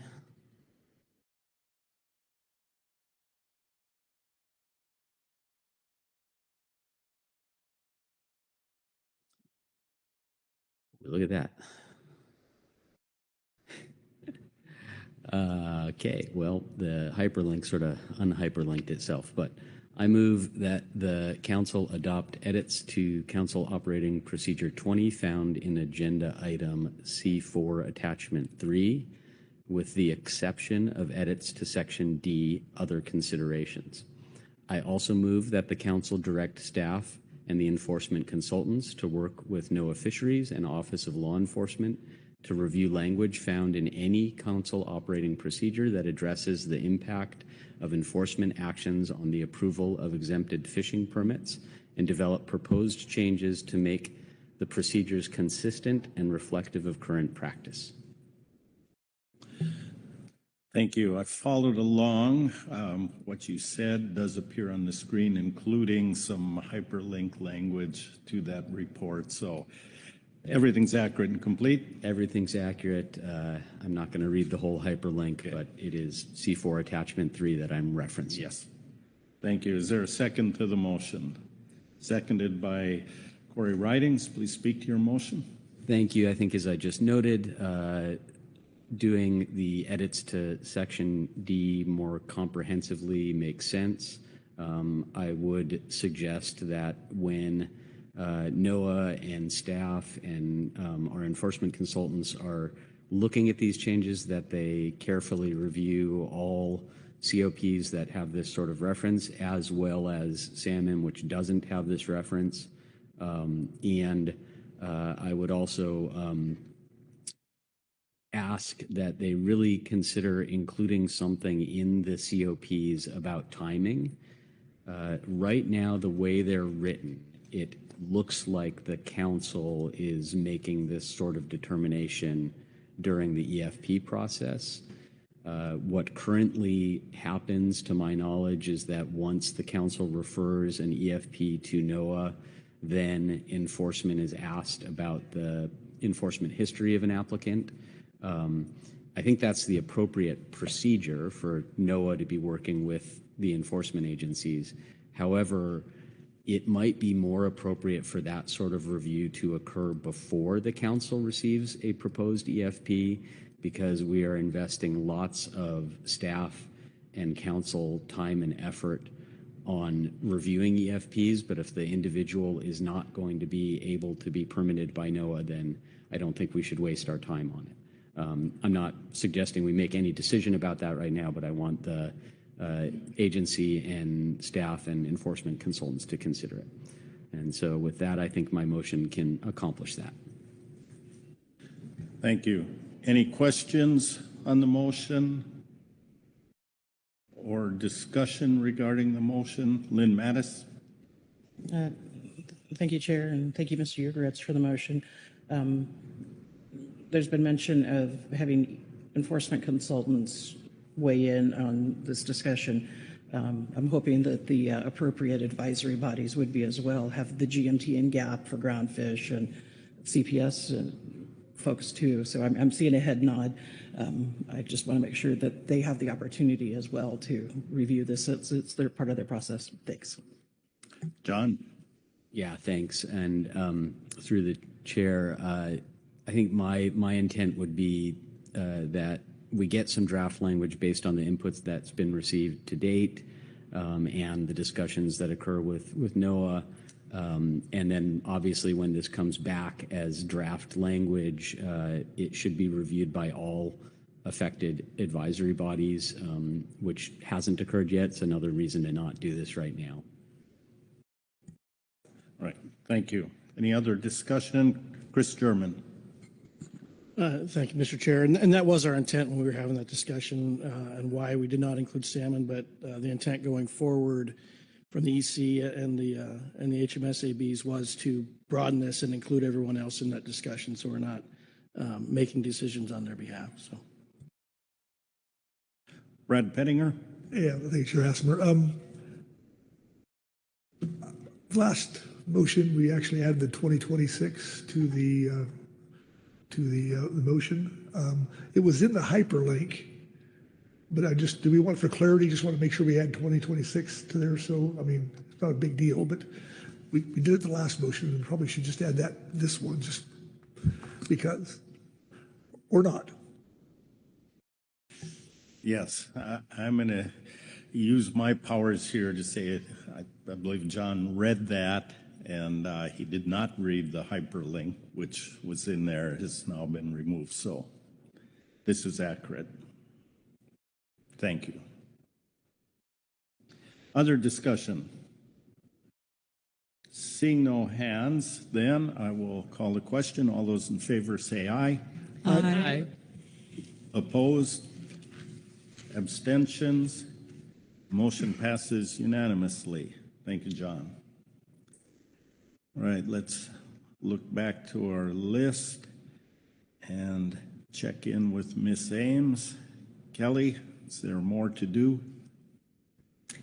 Thank you, Mr. Chair. Council members, you have completed your work here. You have elected new council officers, made appointments to council advisory bodies, and provided guidance on our upcoming solicitations.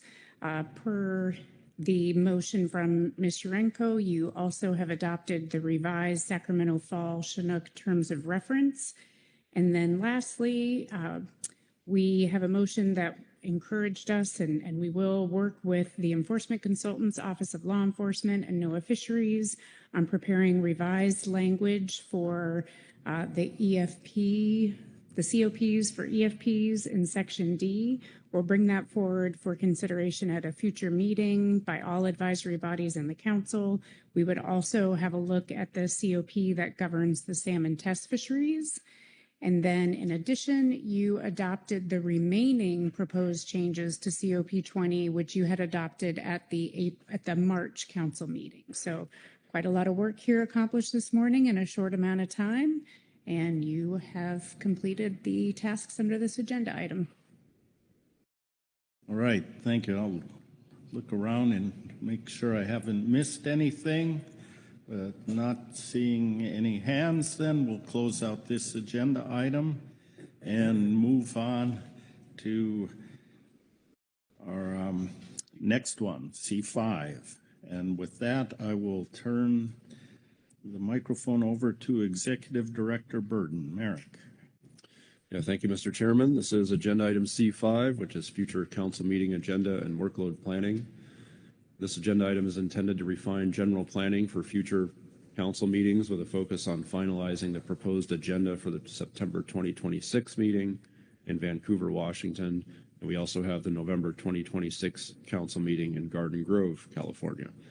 You do have a preliminary year-at-a-glance summary, and I would add there's also a supplemental year-at-a-glance that has been as an update to this preliminary based on conversations this week.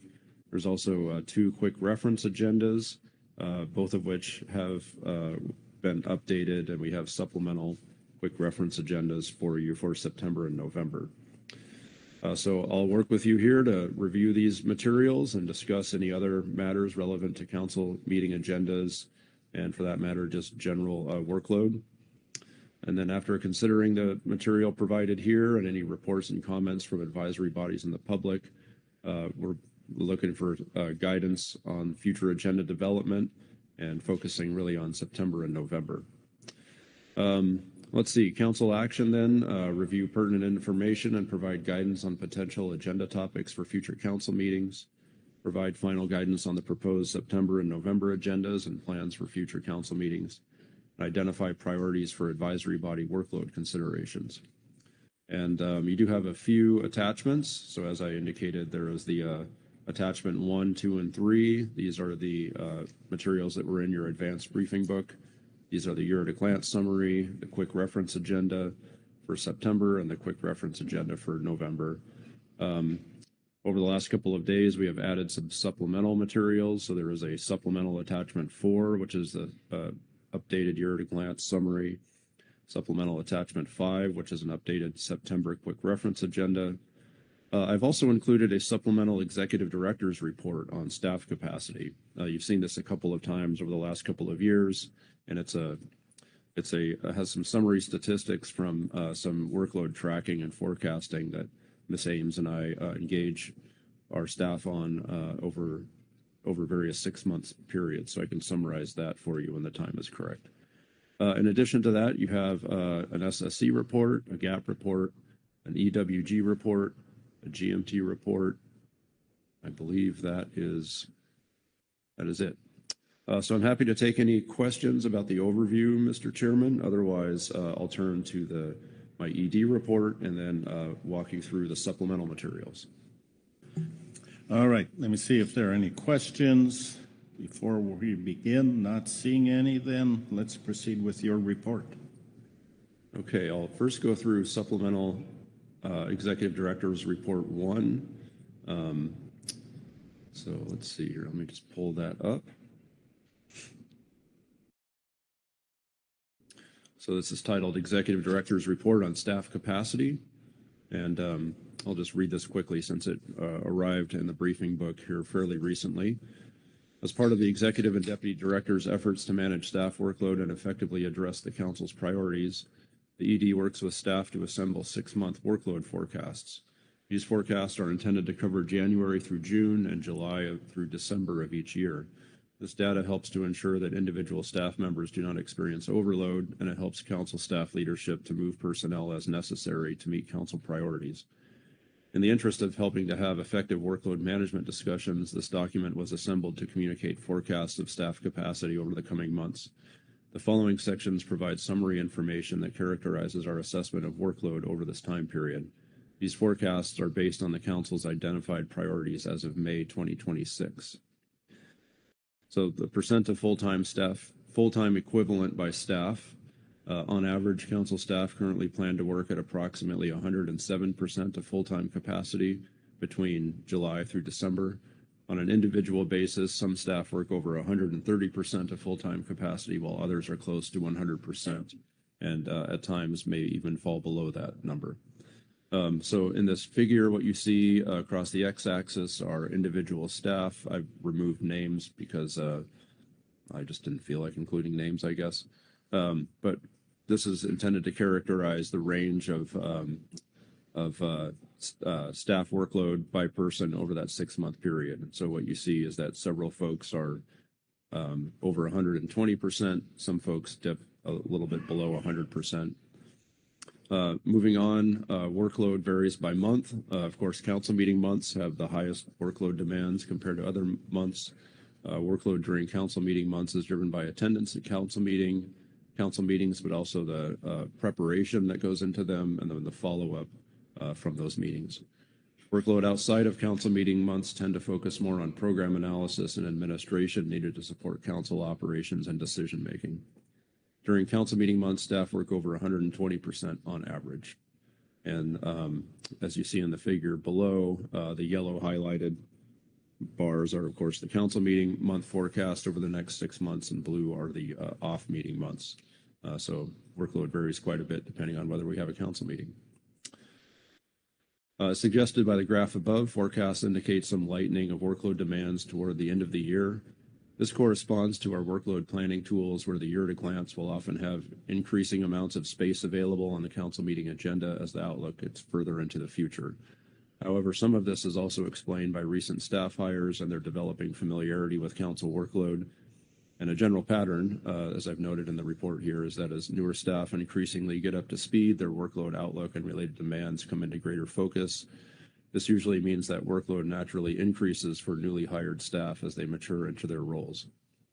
In addition, the council's actions at the June meeting here have added some workload around the subject of stock assessment process improvements in particular, and this will require more time from staff officers, something which had not been contemplated as part of our 6-month workload forecast effort and the statistics that you see here. When it comes to the council's program work, it is well known that Groundfish takes up most of our time, as shown in this next figure in table 3. Should be figure 3, I suppose. As shown in that figure, the amount of time spent on Groundfish is several orders of magnitude greater than the next largest program area, which is salmon, over the next 6 months. CPS is forecast to be higher over the next 6 months than is usual, and this is because of the fishery management plan amendment being explored by the council and the ambitious schedule plan for that amendment. After coastal pelagic species, we have cross fishery management plan comes in 4th, followed by HMS and then halibut. Other topics draw a much smaller portion of staff's program management time. I would add, just thinking about HMS here, we have added fairly substantial amounts of contracting help to HMS, and that is not reflected here, but that also can be considered part of our workload. So summary and key takeaways: council staff time is fully taken based on our most recent workload forecast effort. In addition, council action taken at this meeting, particularly around stock assessment process improvements, will fill any remaining capacity that appeared available prior to this meeting. Since this effort was first started roughly 2 years ago, and by this effort I mean this data tracking and forecasting that we do, workload demands on council staff have come down to more sustainable levels. This is the result of a fully staffed office in addition to more diligence about workload planning and prioritization of tasks. So, Mr. Chairman, I do intend to walk through the supplemental year at a glance and quick reference agendas, but I'll pause here and see if there are any questions about this report. Yes, thank you. Let's see if there's any questions on the report. Lynn Mattis. Thank you, Chair. And thank you for providing this report to outline all in numbers all of the work we know that council staff do. Just looking at Table 3, Figure 1, whichever it is, where would administrative, like this type of discussion, fall on this? Or is it so small compared to the others it would be negligible? Thank you. Administrative work, and appreciate the question, Ms. Mattis. Administrative work is a substantial amount of work in our office. I didn't compare that to our program work because it is so different and also because it's stable. It's really nothing that varies. It's a consistent burn that we are working on all the time. So the intention here with this program work is that your agenda influences what this looks like, whereas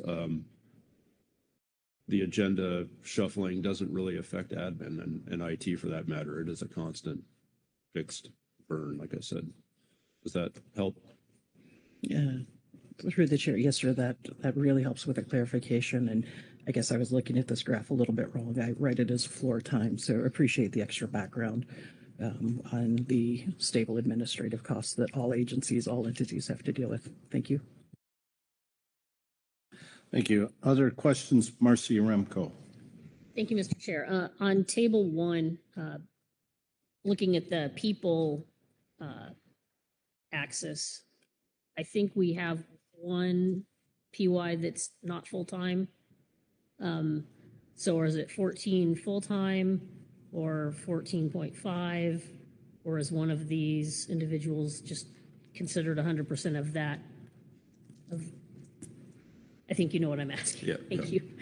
Yeah, thanks, Mr. Remco. Very astute observation. I didn't get into the details here, but that part-time person is here, and that person works at a 60% time.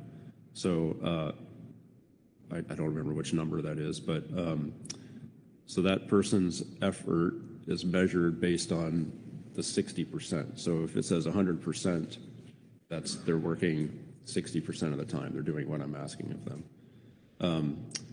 There are two people that are not on this graph. I'm one of them. The other one is Kelly, and that's because we work on everything, right? And we also work a lot, and I don't know that that's going to change unless we really significantly change the agenda. So it's kind of like Kelly and I are almost like that admin discussion. We're just working on things all the time, regardless of what the agenda is. So we have, getting to the end of your question, we have basically 13 and a half folks. I'm sorry, no, we have 15 and a half FTEs at the office at the end of the day. Rebecca Lemp. Thank you, Mr. Chair. And since Mr. Merrick is already overworked, I'll ask a quick question. The graphs on page 3, does that big difference between Groundfish and, say, Halibut and HMS reflect that the stock assessments for the latter are done internationally? Is that the big part of it, or is it how do you explain that? Thank you. Yeah, I believe your question, Ms. Lent, was about explaining the difference between the time spent on Groundfish versus HMS and why HMS is so much lower.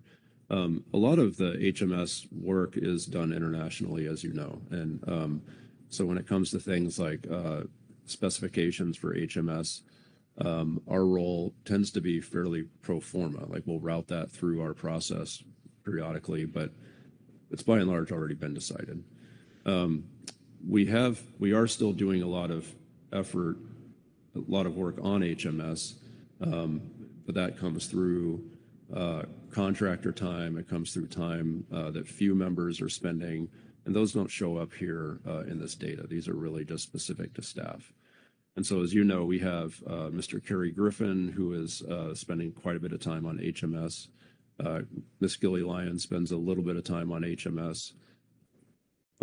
Most of the resources that are coming out of the council on HMS are contractor and the time spent by few members, which just aren't here.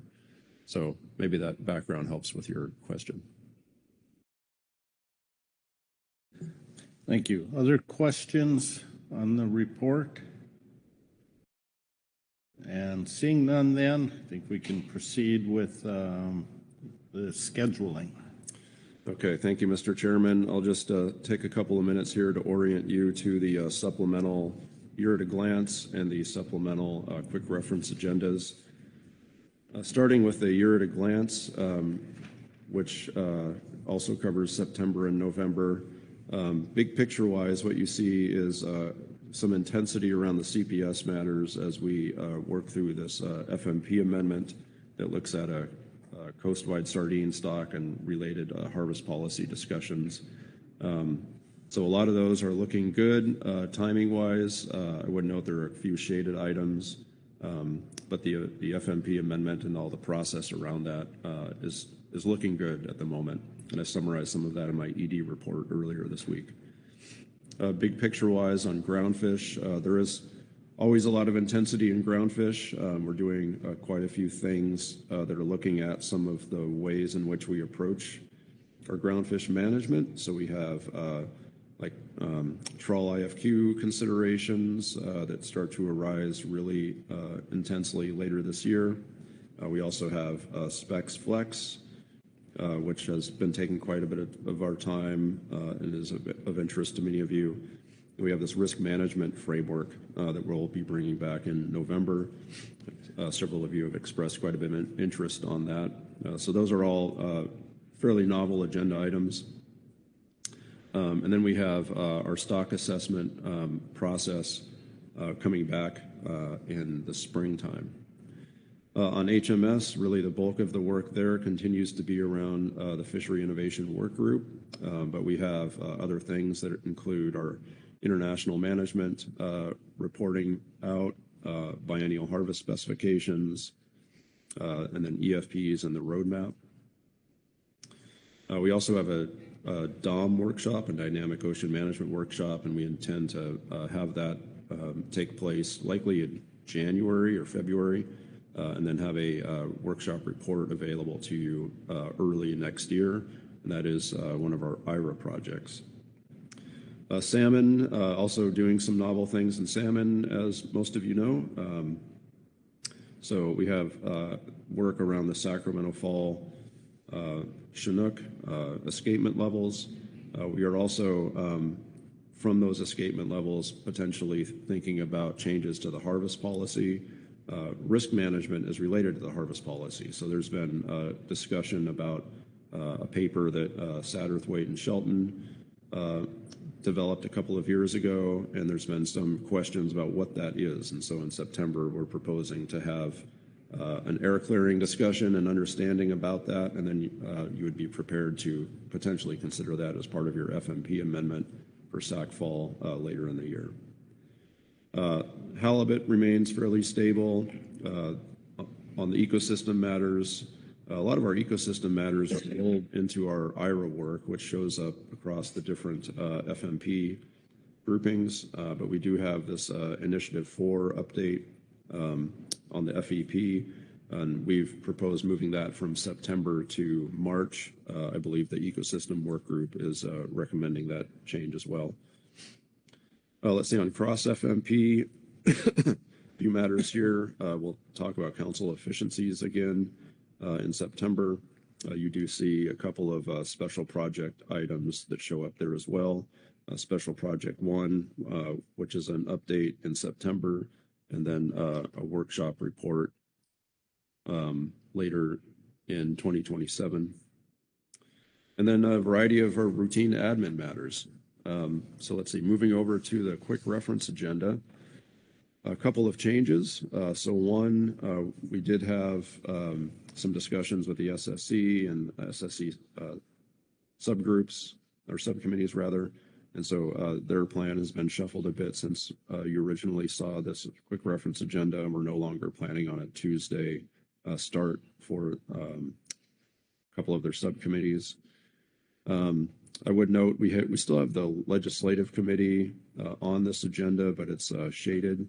And really, as we've been approaching the legislative committee, it's been a meet as needed basis. So that remains shaded there. Otherwise, let me see here. Oh, and we've retitled the on Saturday, Salmon G3, the risk management. It originally was titled scoping, but we're clarifying here that we're not intending you all to pick up an FMP amendment process here. That would be part of whatever comes out of the SAC fall discussion in November. And so that G3 item then becomes informational. Let's see, in November, a couple of things. November is a massive meeting, and we will have a lot of people with us. So a couple of things to note. Shaded here, we have salmon methodology review is shaded. You might recall a discussion we had back in April.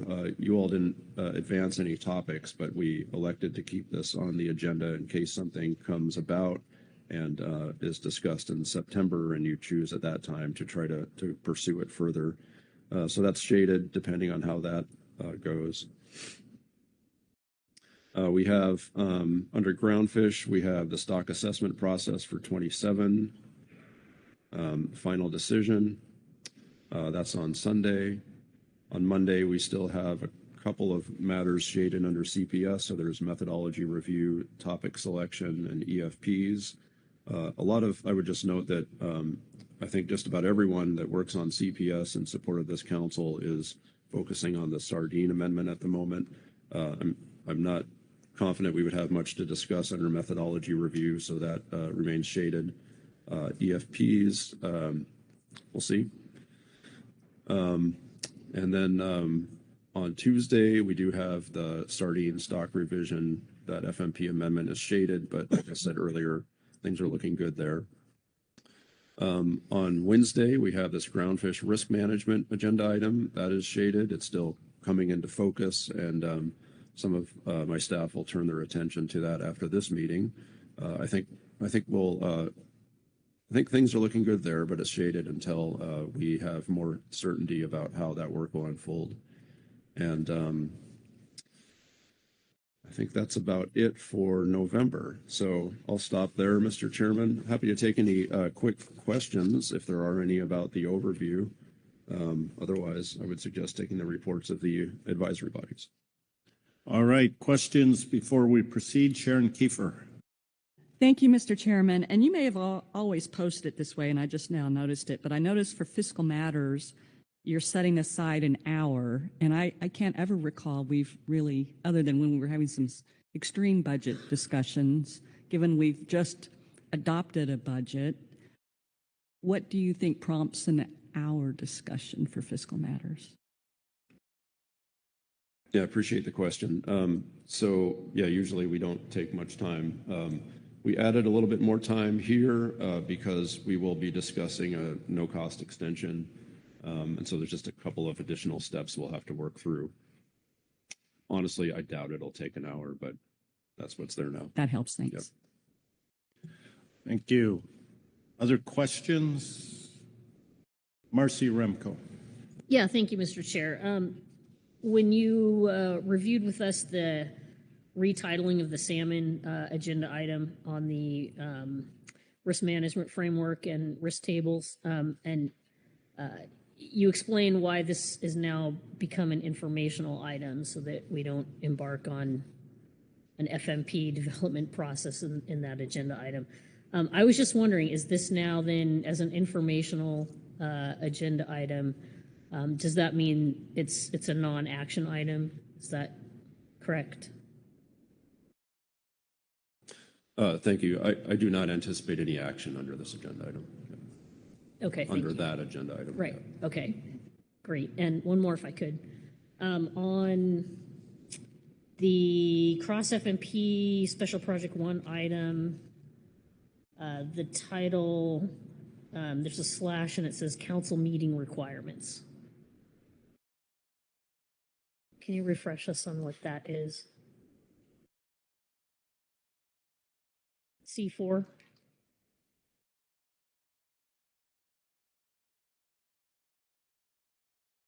I will turn that question over to Kelly. Through the chair, yes, thanks, Mr. Remco. This was part of your flexible and adaptive management approach where our COPs anticipate a 3 council meeting process for FMP amendments. And we have been scoping, and you gave us feedback in April to look at whether we could identify a process that might be faster. If there is an FMP amendment that is, say, non-controversial, not complex, maybe we can move faster than 3 meetings. We've also had discussions around the table. It has kind of been part of our expectation and process that it's 2 meetings for a regulatory amendment. And we've had some discussion that maybe when things are simpler, we could do it in 1 meeting as long as we've provided adequate notice to the communities that we are going to move faster. So that's what that agenda item update will provide. Thank you. Corey Ridings. Thanks. Yeah, my question is, I guess, building on where Marcy just was. So back in April, when we talked about Special Project 1, there was a motion to prioritize that work.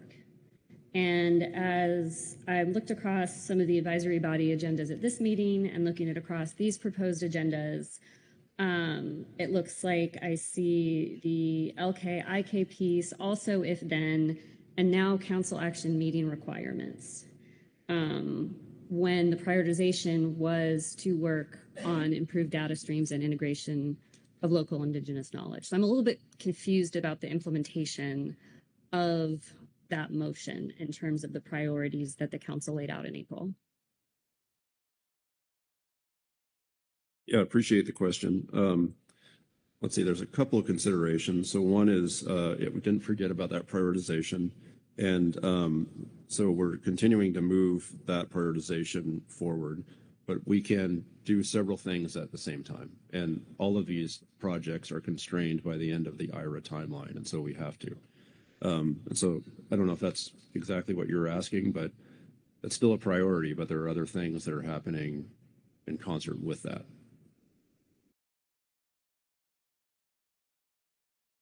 Yeah, thanks. That's helpful. I guess I'll just ask a follow-up question then. Given that priority number 1 was the improved process for data streams and LK-IK, I'm wondering if you could maybe just give us a very brief verbal update now on the progress of that first one.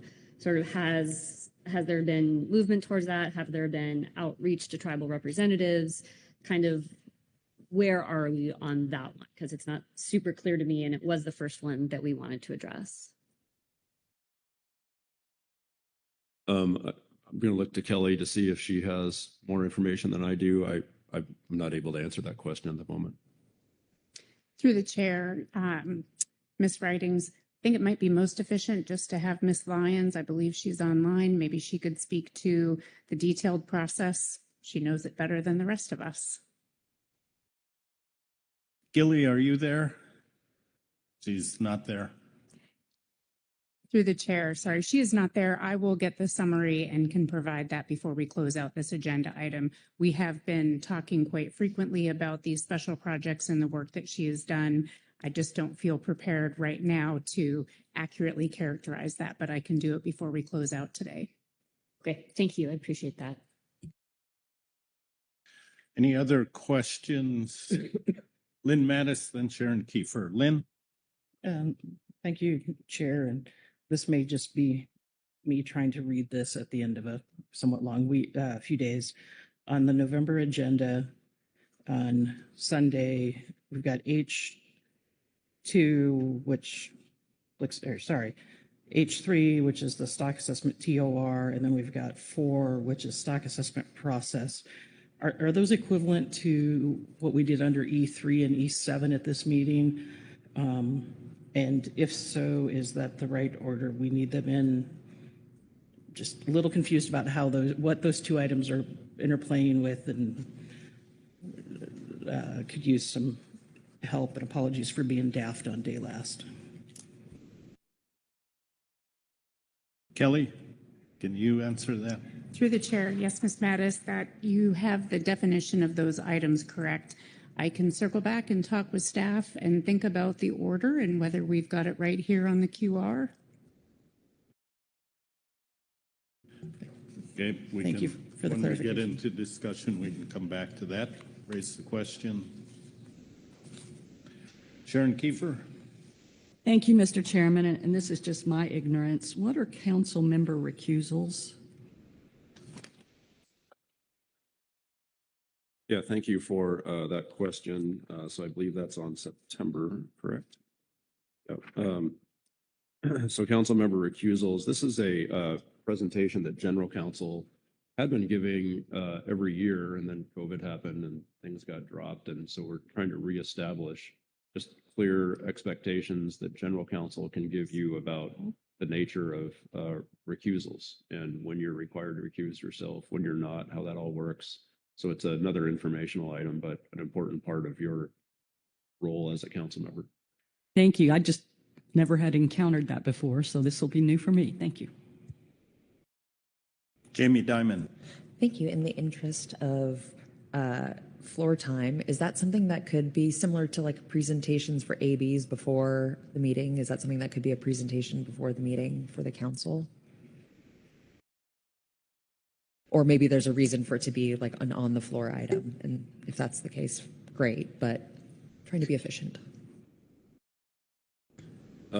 We can consider that. I think there are advantages to doing something on the floor and doing it in full view of the public, but we can consider that and look into whether it makes sense to do something like that. Okay. All right. And any other quick questions just for clarification before we get into reports?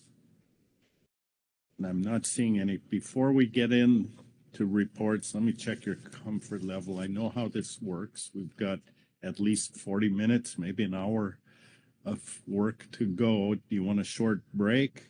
So then we can get through all the reports. Let's take it to 8 minutes. 8-minute break.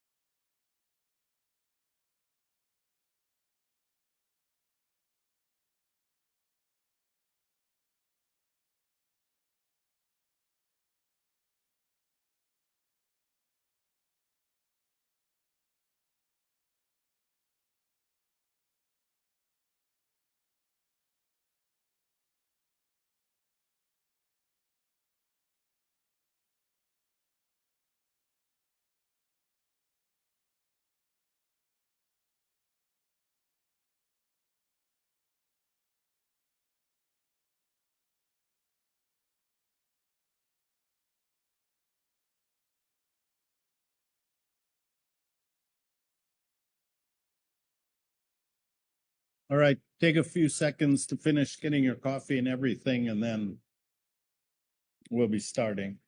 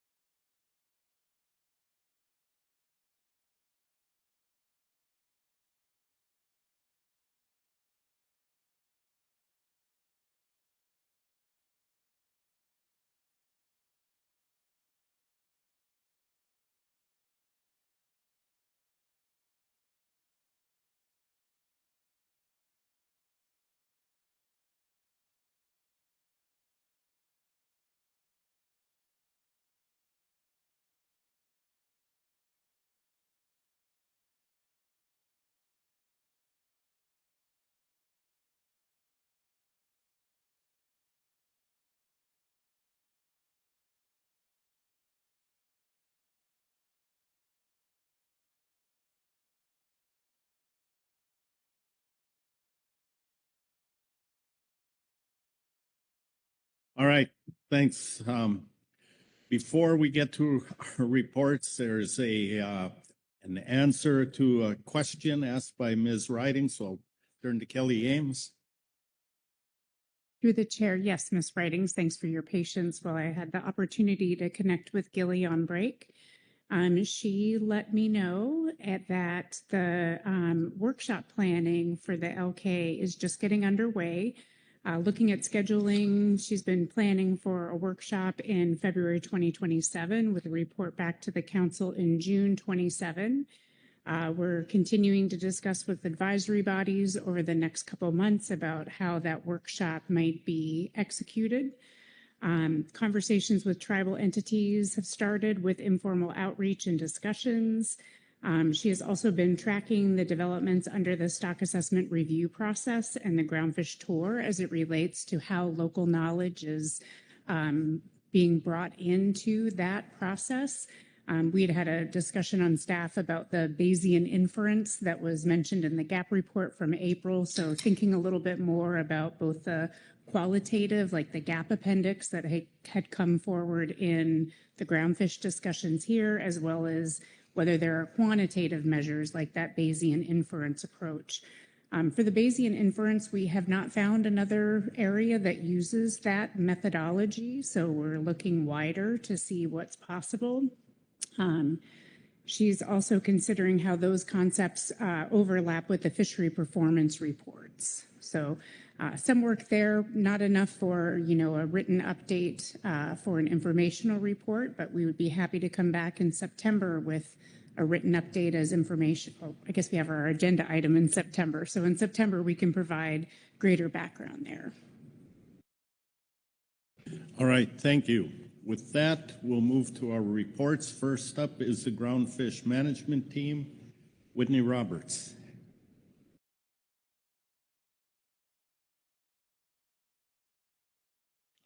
My clock says 11:58 or 11:59, so good morning. Through the chair, mine says 12, so good afternoon. Whitney Roberts, reading the Groundfish Management Team report on future council meeting agenda and workload planning. The Groundfish Management Team extends our thanks to the Pacific Fishery Management Council and council staff for supporting the GMT's request from April to convene one day earlier at this meeting than originally scheduled. This allowed the GMT to front-load work, which is particularly beneficial as this meeting included the FPA for 2027-28 harvest specifications and management measures. The GMT was able to have uninterrupted time on the first day of this meeting to prepare harvest specifications, documents, quality assessment, quality control, final harvest guidelines and allocations, and have preliminary discussions on other agenda items. As a result, the GMT was able to correct several errors in various analytical documents and previous reports. Additionally, the GMT was able to focus our discussion on several agenda items prior to joint GMT Groundfish Advisory Subpanel sessions, which made joint sessions more efficient. The GMT would find this practice helpful for future harvest specifications meetings or other meetings involving substantial groundfish workload. The GMT requests the council consider allowing the team to start 2 days prior to the council meeting for every June of even years. Given that June is final action, it is for specifications. It is important that errors be rectified before the council floor addresses harvest specifications.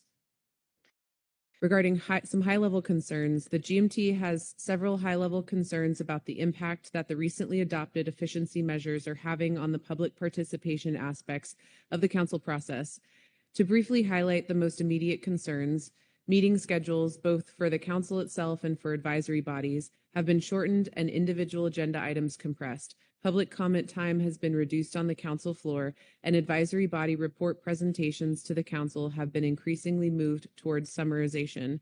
Furthermore, these changes in council operation and scheduling are compounded by reductions in capacity at multiple institutions that play a key role in facilitating, supporting, and implementing council action, with remaining staff having higher workloads, greatly reduced telework attendance, and more responsibilities that may reduce their ability to contribute to the council process. While these have been actions in response to ongoing operational constraints, and they may not pose a significant impact to this process in isolation, the cumulative impact risks sacrificing service to the public. A cornerstone of a public process should be to provide regular, consistent, and complete opportunity for public engagement on items important to interested parties. If the meeting schedule is frequently subject to change, and the advisory body reports are not reviewed in detail on the floor, and the time scheduled for individual public comment is reduced, what is the cumulative impact on participants? While the GMT does not have the solution to this problem, we do think this is an important concern to regularly raise as the council wrestles with how best to allocate limited time and resources. Moving on to September 2026 agenda, the GMT requests that the team be scheduled to convene remotely for Thursday through Saturday of the September council meeting to facilitate any follow-up discussion and report writing for the 3 groundfish items currently scheduled, as well as the 2 cross-fishery management plan and 1 administrative item relevant to the GMT. While none of these items are expected to be controversial and necessitate in-person GMT and GAP engagement, the team has concerns about being expected to produce reports in the span of a single webinar, as is currently planned. If required to attend for only a webinar, the GMT would expect to complete reports for only the 3 groundfish agenda items. Additionally, in-season always has the potential to create high workload in September, as the updated annual Groundfish Expanded Mortality Multi-Year Report is published at this time, and management adjustments are often made for the remainder of the year. The GMT may need to respond to new mortality estimates with in-season action, which requires digesting the GEM report and conducting any further analysis. Moving forward, the team requests that the council reconsider the schedule of GMT GAP attendance at council meetings. Specifically, we request that all September meetings of even years allow for remote GMT participation for all members for at least part of the meeting, and that any non-in-season groundfish items added are considered administrative in nature or non-controversial. If the intent is to agendize in-season only, the GMT requests that more rigid guardrails be established for future years to align expectations with workload. Being remote is not an ideal work environment for this public process, but we acknowledge it reduces council travel costs. For November 2026, the GMT may need to provide 7 reports in November, with 3 reports due on the second day. We recognize there is limited ability to shift the schedule of groundfish items. However, given the volume of workload and the expectation that most of the team travel on Monday or Tuesday, while also finalizing reports for Tuesday and Wednesday, the team requests that we convene starting Thursday, November 12, to facilitate front-loading of reports early in the week. For the year at a glance, given at the time of writing of this report, there were no groundfish agenda items on the year at a glance until June 2027, and workload constraints through March. The GMT does not recommend any changes on the year at a glance for groundfish items. For additional meetings, as always, members of the GMT will also be participating in various ancillary meetings and work sessions outside of council meetings over the next several months, both as members of the GMT and as part of their other duties. A non-comprehensive list is found below in Table 1. And with that, I'm happy to take any questions. Thank you. Any questions for Ms. Roberts on the Groundfish Management Team report? Corey Ridings, then Jamie Dimon. Thanks, Whitney, for providing this. My question is on the high-level concerns part, noting public process should be regular, consistent, and complete opportunity for public engagement, and then goes through a few things, and then what is the cumulative impact on participants? So I have to confess, when I read this, I was a little bit surprised. As we just heard from Director Burden, Groundfish takes up more money and budget by an order of magnitude than anything else this council does. And the GAP and the GMT, and please correct me if I'm wrong, meet, I believe, 9 out of 10 council meetings and usually meet for 3 to 4 or even 5 days. And there are reasons for that, and I know that. But we, as a council, I think, have tried really hard to create opportunities for public participation. We've committed very well, I think, to remote participation. We have public comment with every single one of our items, along with an open public comment at the beginning of the meeting. And in my experience, it's been a while, but every time I've gone to the GAP or the GMT, they've both been very welcoming to the public. And so I'm just saying all this to lay out my logic for you, which is like, when I think of how we need to bring in more participation, it's not for people that are sort of inside the council. It's actually for people who are outside of the council. But what your report is speaking to is for folks that are inside the council process already. So I'm just wondering, with that sort of logic in mind, can you maybe explain for me a little bit more where this is coming from? Through the chair, thank you, Ms. Ridings, for the question. I think off the top of my head, I'll give one example that I think we highlight in our report, which is the effort to move towards more summarization of reports. And as you probably can recall, a lot of Groundfish reports can be quite long or detailed or complex. And in my experience, there's a lot of thought that goes into the words that we put in our reports and try to be very clear and direct about our meaning throughout the reports. And so I think that's one area where we do have concerns with some of the reports being summarized if it's been posted late at night, and our worry is the public being able to understand that content if it's quickly skimmed over during the council floor session. And so making sure that that information is available to the public is just one example, I think, people beyond this process. And I can think of other examples if you need more, but hopefully that helps. Jamie Dimon. Thank you. A couple of questions. First, you mentioned specifically public comment time has been reduced, and I'm just wondering, because they still get 5 minutes on each agenda item, so I'm wondering specifically where public comment time has been reduced. Through the chair, thank you, Ms. Diamond, for the question.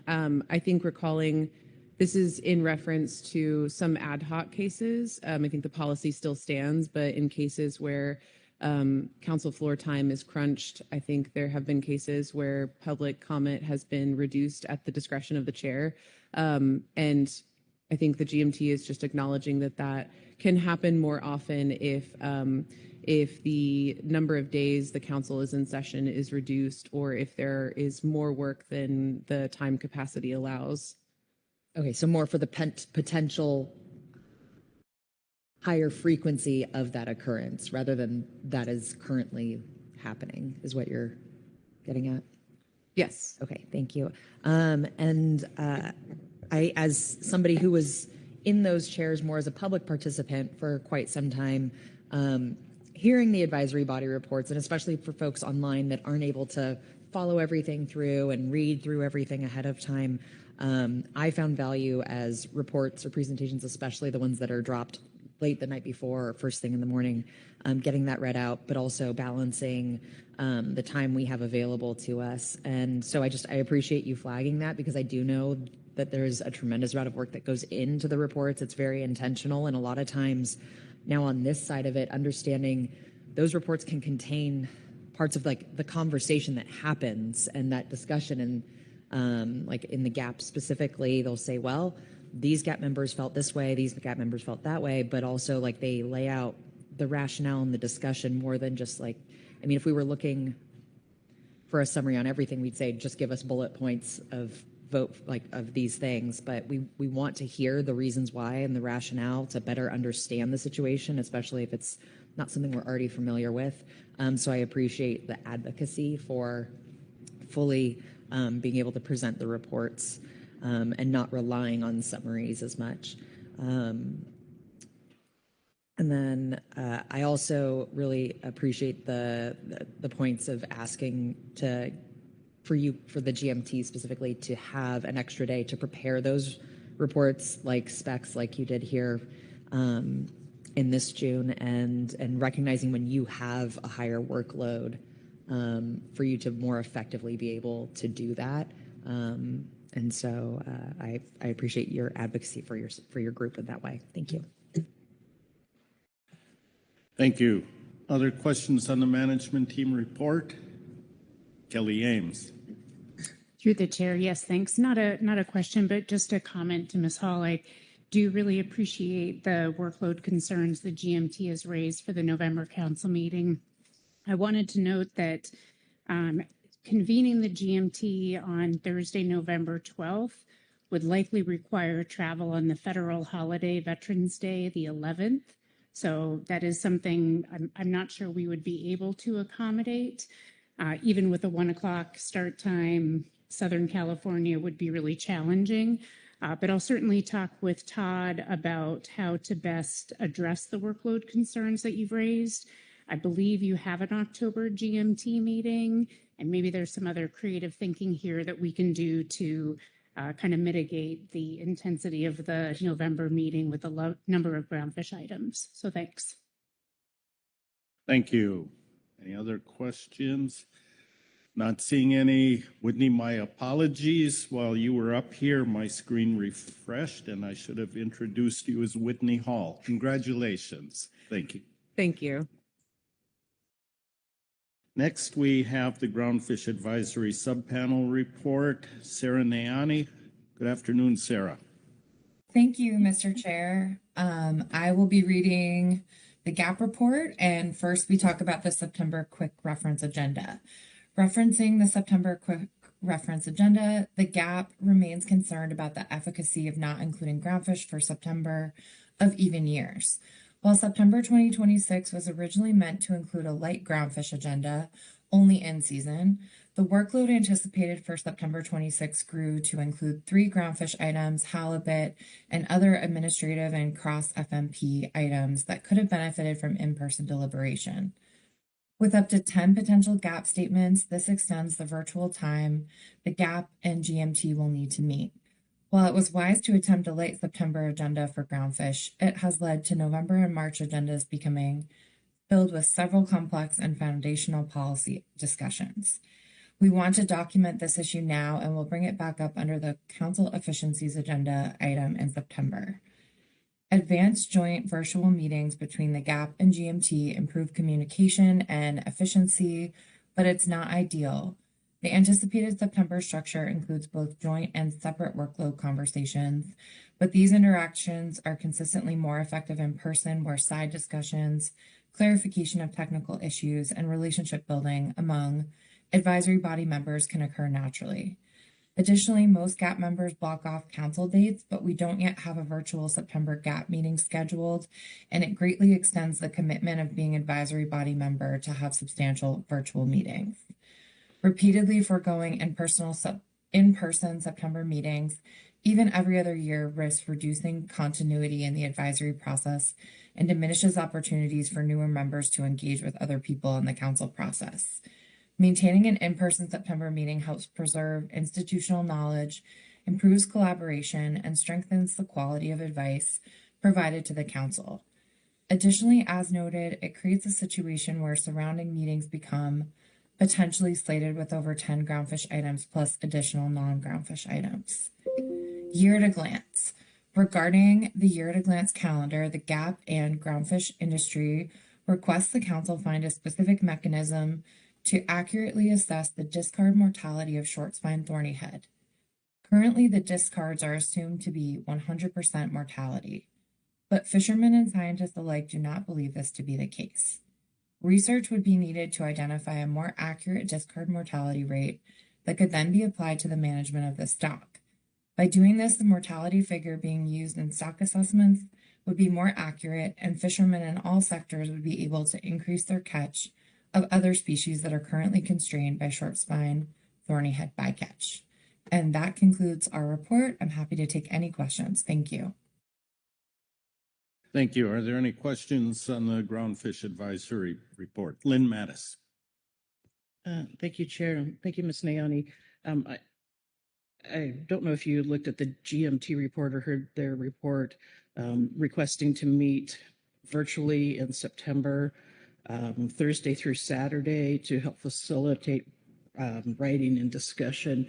Did the GAP have any discussion about trying to meet remotely, either on their own or with the GMT at times during that Thursday through Saturday time period? Thank you. Oh, thank you, Ms. Mattis. Not that I'm aware of. I think that the idea was to have a pre-council GAP and GMT webinar that would then split off where the GAP could discuss on our own. Once we get all the presentations, we could discuss on our own certain items and then get our statements started. And my understanding is that in our GAP discussions, we were talking about the people that we've assigned to do the statements would work on those prior to the council meeting, and we would need to review them by email. I don't think we talked about having other meeting dates, but I may have missed something or misunderstood. Thank you. I appreciate that. Thank you. Other questions? Marcy Remco. Thank you, Mr. Chair. Thank you, Sarah.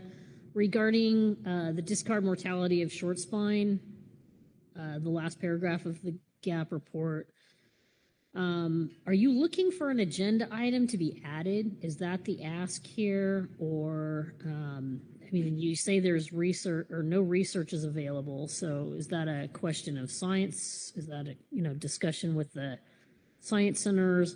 I'm just trying to understand what's being asked. Thanks. Thank you, Ms. Yaremko, through the chair.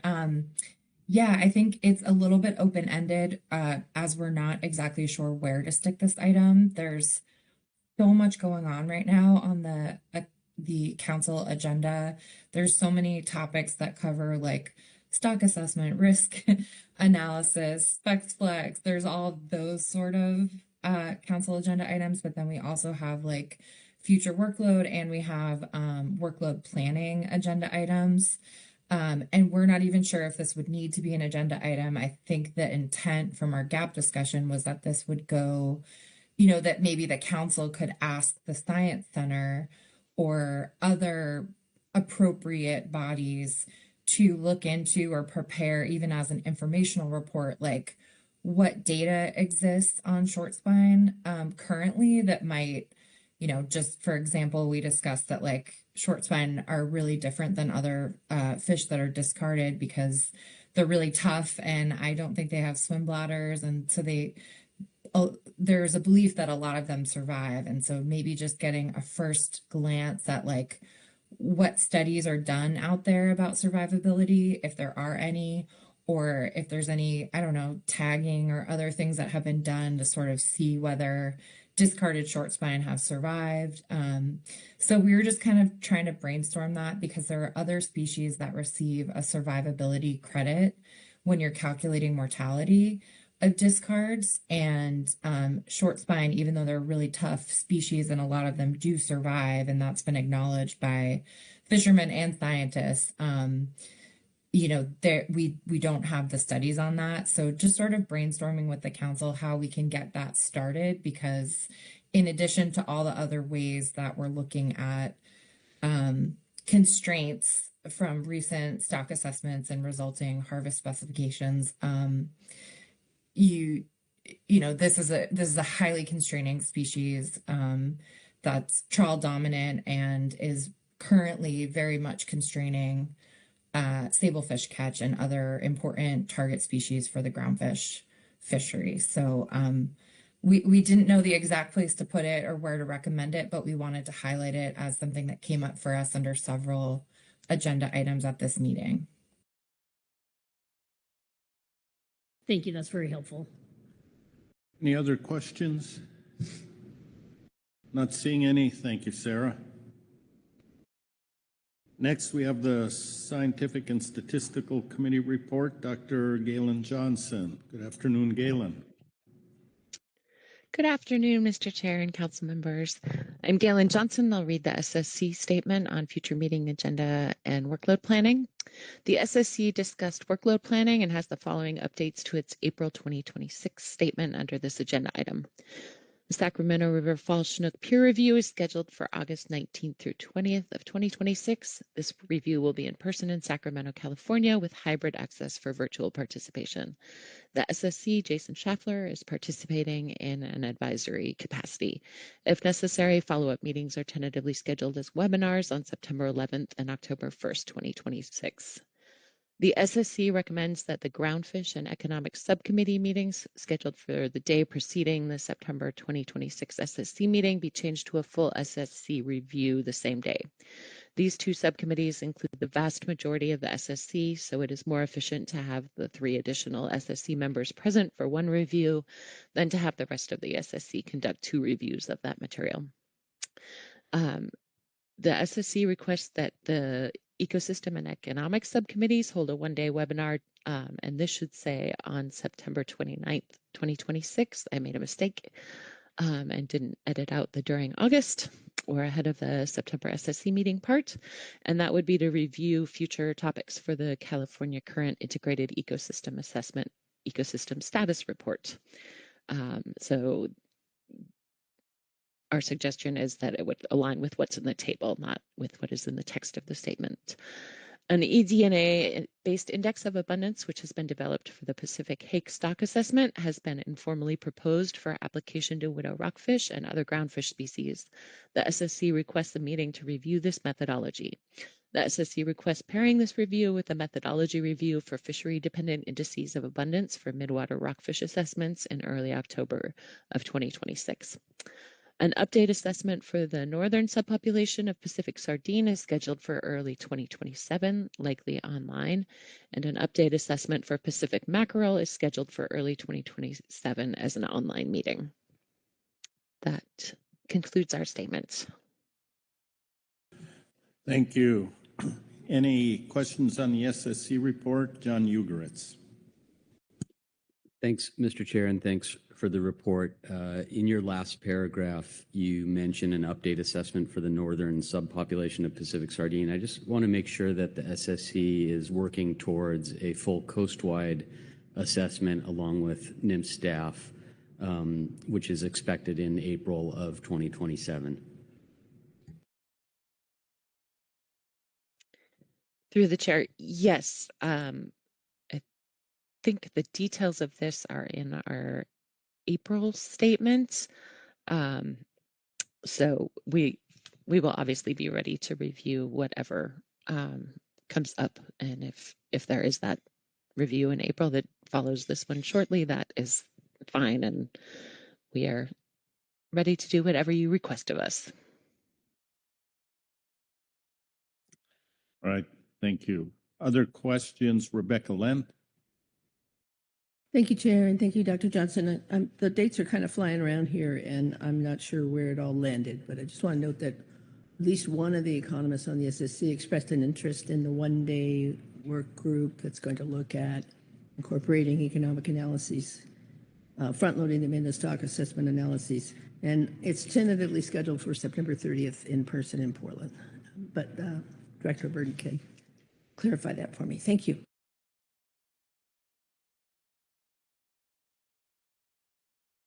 Sorry, can you repeat that question, please? Thank you. It's not really a question for Dr. Johnson, but more maybe for Executive Director Burden. I understand it's still up in the air, but the in-person workshop of the economists group that's going to look at incorporating economics into stock assessments is tentatively planned for September 30th, just to make sure it doesn't clash with the at least one economist on the SSC who will be there. Thank you. Yeah, thank you, Dr. Lent. Yeah, we are planning I don't even know if it's a workshop yet, but we do have a date that we are landing on, and there's at least one of the SSC economists available. There might be maybe both of them. I'm not recalling offhand, but there will be SSC representation at that meeting. Yeah. Thank you. Other questions? Heather Hall. Thank you, Chair, and thank you, Dr. Johnson.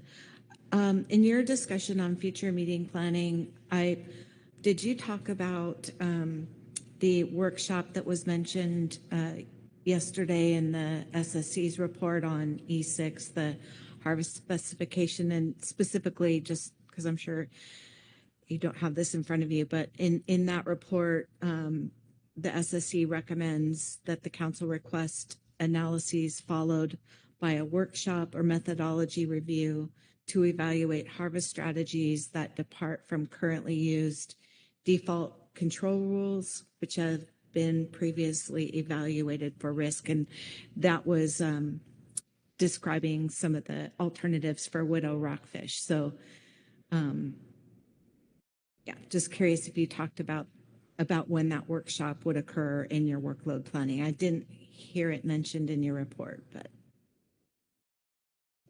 Through the chair, thank you, Ms. Hall.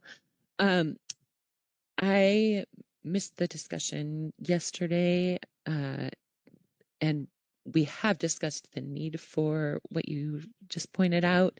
We have not discussed the dates, so we didn't get into that sort of specifics in our discussion.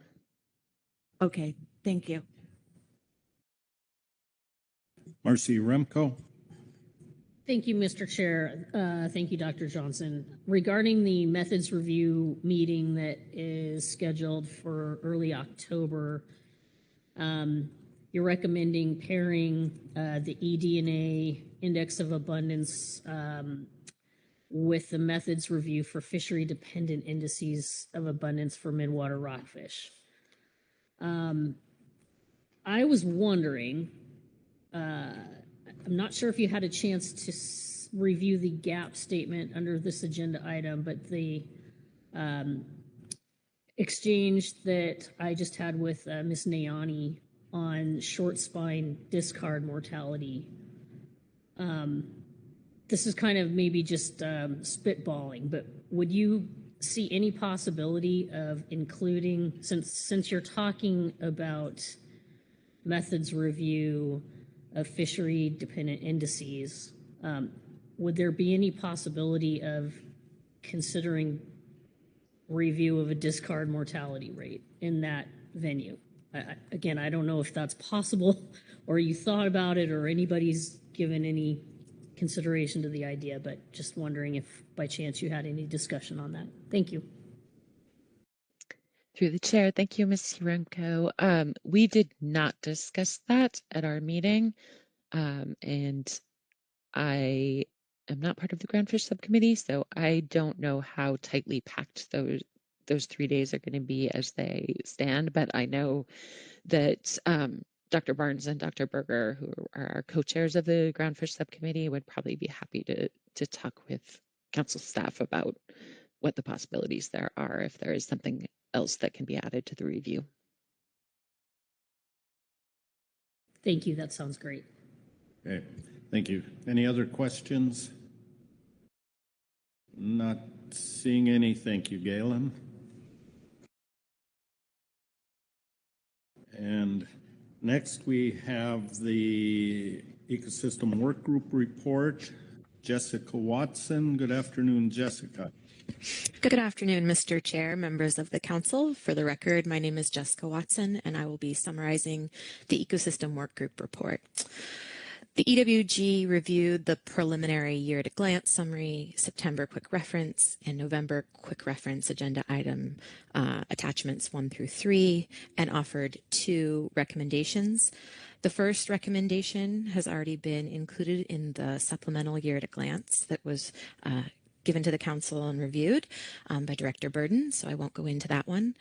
Our second recommendation is that if the council engages in further discussion of ecosystem-related items identified in the D4A Supplemental Council and NIMS Leadership Report 1, that the EWG asks that we be provided an opportunity to offer recommendations and guidance at a future council meeting, as this report was made available after the EWG's publicly noticed meeting.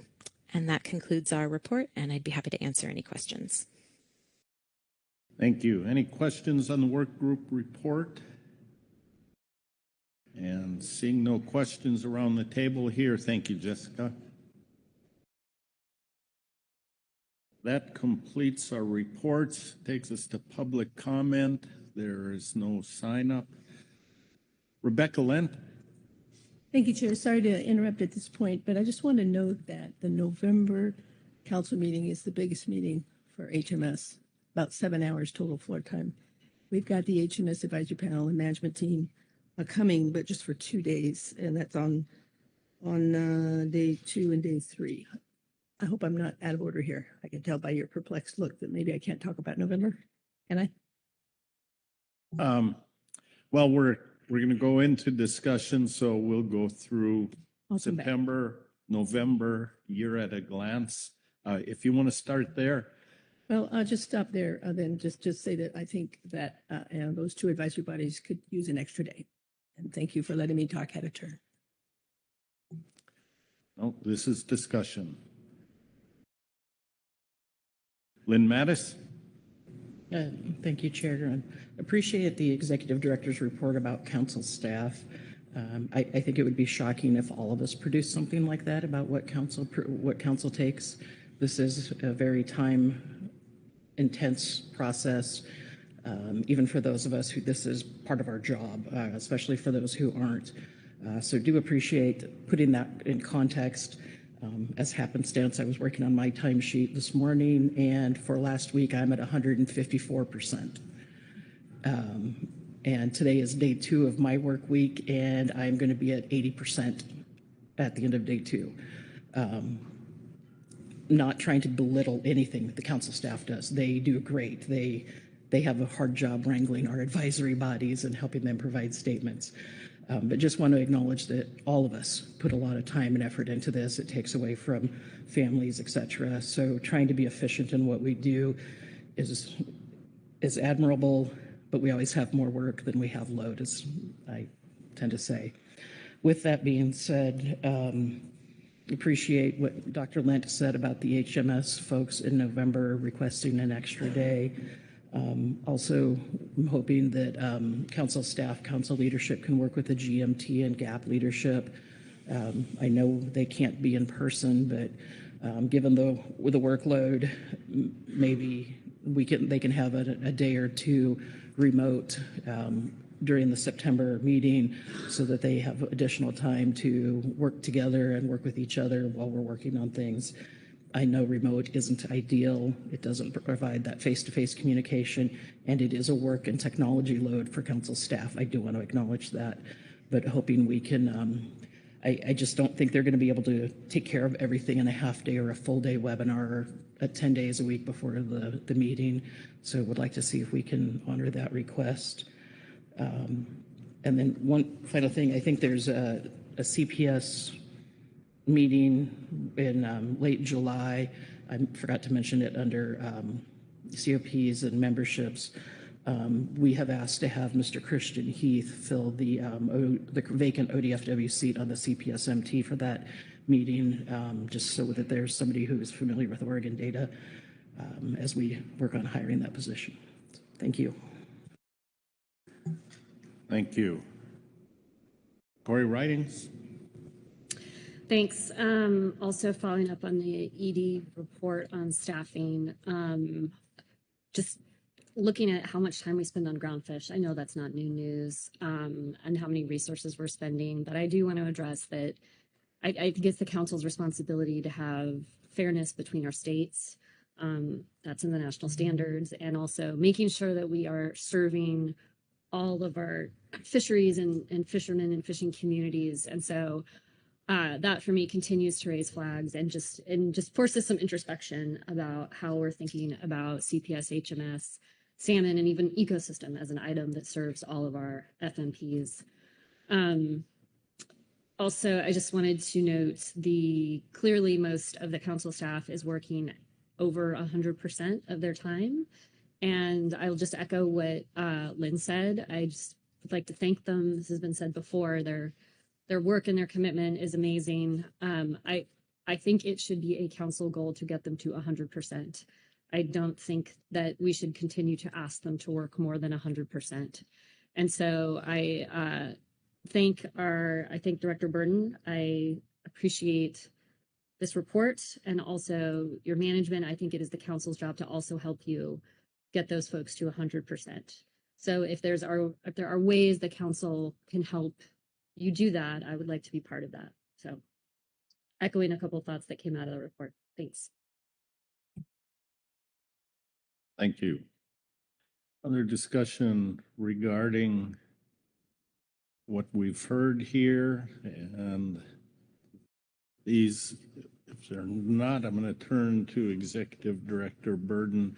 I guess, well, while you think about that, I do have a question. It's something I guess I haven't thought about, and it relates to the question Ms. Yaremko asked about that methodology review.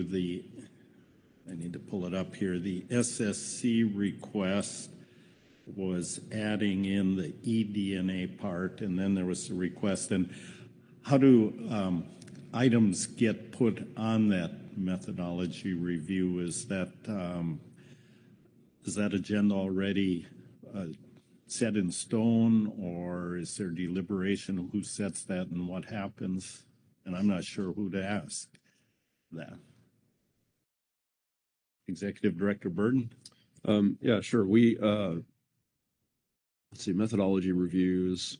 Each FMP does things a little bit differently. So when it comes to the Groundfish methodology reviews, we are, I think, fairly flexible with the SSC and trying to identify topics that are sensible and can help advance, the science that supports this council's decision making. So we usually don't bring an agenda item to you and ask you to make a motion to adopt topics for methodology review and Groundfish.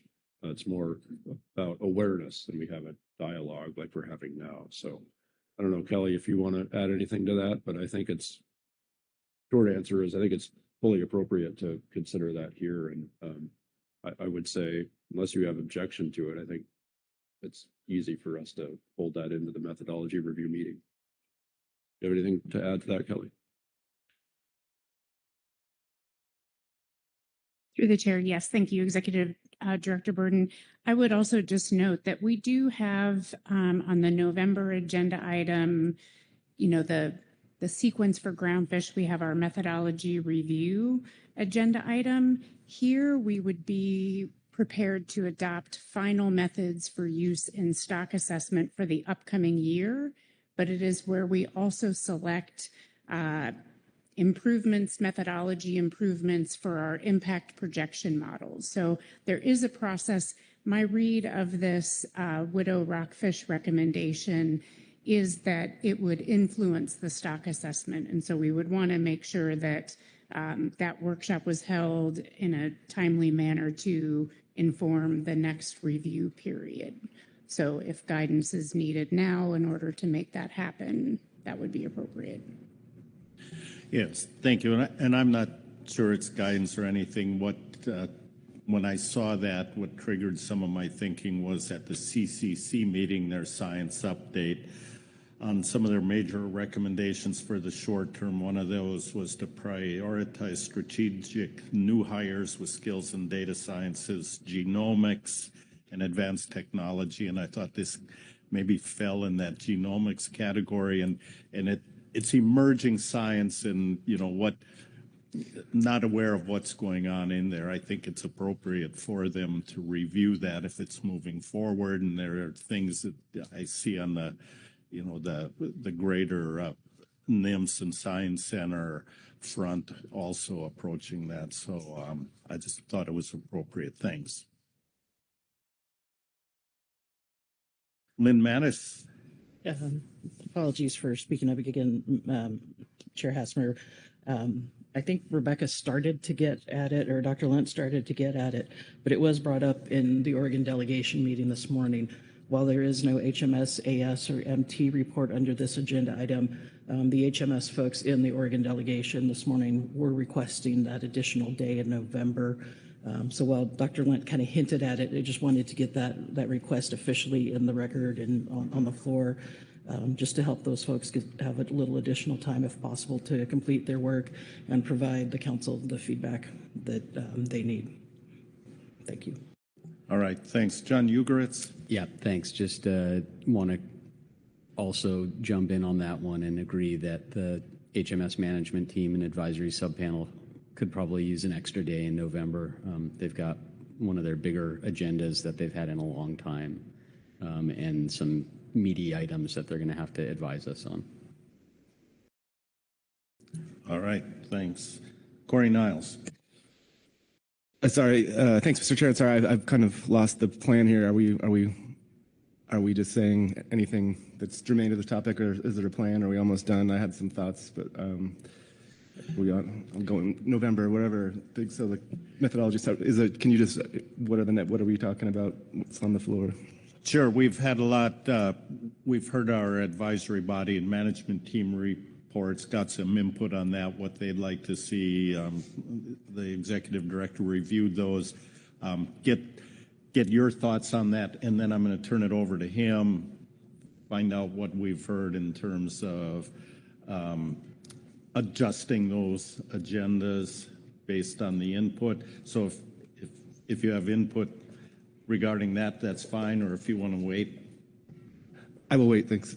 Okay. So then, Merrick, let me go to John Ugeritz first. Sorry, yeah, I think we're all a little off kilter on where we are today, but for the year at a glance, right now, there is no mention of an important update to the highly migratory species FMP. We have to become in compliance with federal law to sunset the DGN fishery. Obviously, if we are going to conduct an FMP amendment, that's going to take some work and planning on the agendas. However, I think, and I mentioned this yesterday, there might be a more administrative way to accomplish that. And I know, or at least I'm hoping that National Marine Fisheries Service is looking into a way to accomplish that and maybe could update us moving forward without changing the YAG right now. Ryan Wolf. Yeah, thank you, Chair, and thanks, John, for the point. Yeah, NIMS is looking into this issue to see if we really need a multiple meeting/council process on this, given it's legislatively mandated and there's no real range of alternatives to be considered here. So we'll report back in either September or November of whether, hopefully the former, whether NIMS can do this under our general rulemaking authority. And therefore not have to agendize it for any future council meetings. And so we're planning to present on that at probably the next workload planning discussion. Okay, so I'm hearing that it's a year at a glance and it's not necessary to get it now, but it's on our radar screen. Okay, further input, Marcy. Yeah, I just want to make sure that the conversation with Sarah Nyani is captured somehow. I heard her say that the GAP isn't requesting an agenda item per se related to short spine discard mortality, but I just want to acknowledge, I thought the thinking from Dr. Johnson about consulting with council staff about the appropriateness of or possibility of fitting that into the methods review is certainly something that, I'd just like a conversation to happen. So, thank you. Kelly? Through the chair, yes, Mr. Runco, just a point of clarification here. So historically, when we update those discard mortality rates, it's a task to the GMT to bring together all of the research on discard mortality, the studies. The GMT makes a recommendation about what they think those values should be. It is reviewed by the SSC and adopted by the council. So I'm just curious, based on, having a better understanding of that process, is that something you're tasking the GMT with right now?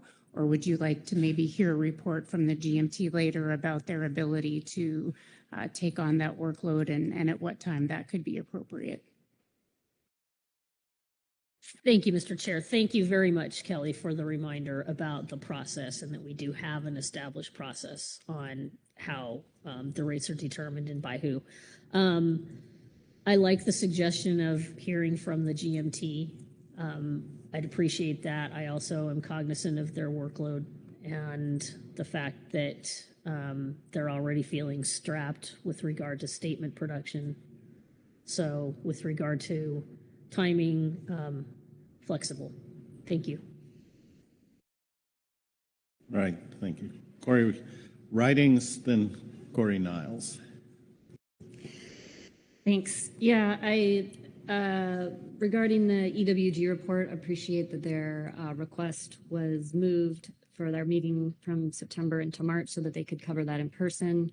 As part, I'm not sure, I don't know if this needs to be an additional agenda item or it could exist under the underlined initiative for update FEP, which is just to take a look at how the special projects work that the council is doing crosswalks with the initiatives that are in the FEP appendix.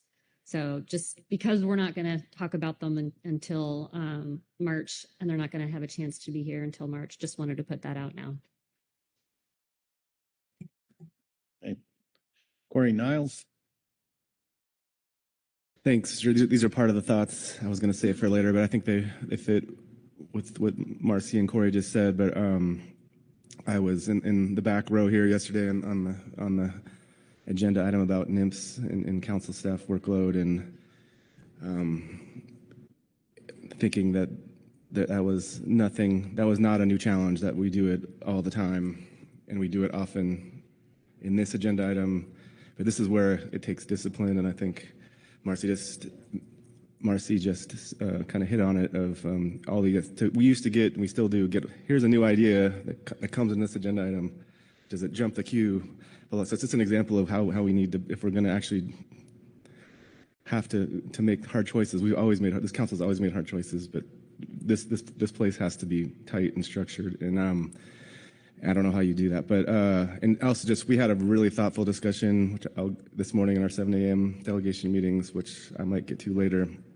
But yeah, and the GMT and GAP, and about, if we're not going to be there in September and there's 10 agenda items that we want to comment on, what's the deal there? And so I think we've tried to do it in the past, and it's not hard, but we might have to think hard about where we want the GMT and GAP to spend their time. Like, where is the distinctive parts of bringing those groups together most valuable? Where could those individuals on those teams, work through their agencies? So there's just some overarching thoughts on, it's coming back. Everyone's like, we have 10 statements, but the whole plan was to downsize on what Groundfish people commented on in September, for example. So these are more overarching thoughts, but I'm seeing it come out from this, and we kind of get disjointed at times in this agenda item. But yeah, I just want to draw that connection to yesterday and some of the things we heard this morning, and just going back to yesterday of how do we make those hard choices, and do we really need everyone to comment on everything, or are we going? It would be a luxury, but do we have to focus people where we think the GMT GAP and all the advisory bodies are really going to matter most? Thank you. Any other input here before I ask Executive Director Burden to pull that all together and summarize? Merrick, why don't you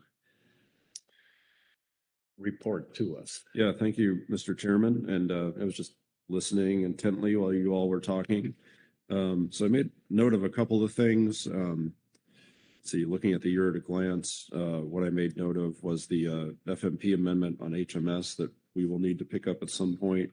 I'm optimistic, as Ryan is, that maybe this is just a one meeting simple process, since it's been legislatively mandated already. So I've just jotted that down for June of 27 for this point, but putting it down to make sure we don't skip over it. Let's see, I made another couple of notes to myself. So we'll look into adding a day for the HMSAS and MT. That will depend on the nature of our hotel contract, and we are quite full already, but we'll look into that.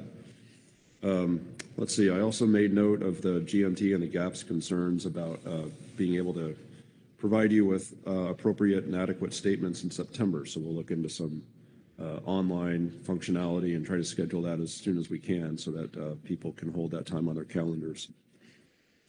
Thinking about the short spine discard mortality, or short spine discard issue, we can huddle some more as staff, but I would suggest that we have the GMT think about this, and then we'll bring it back under their workload and new management measures process, which is in March. That's a little bit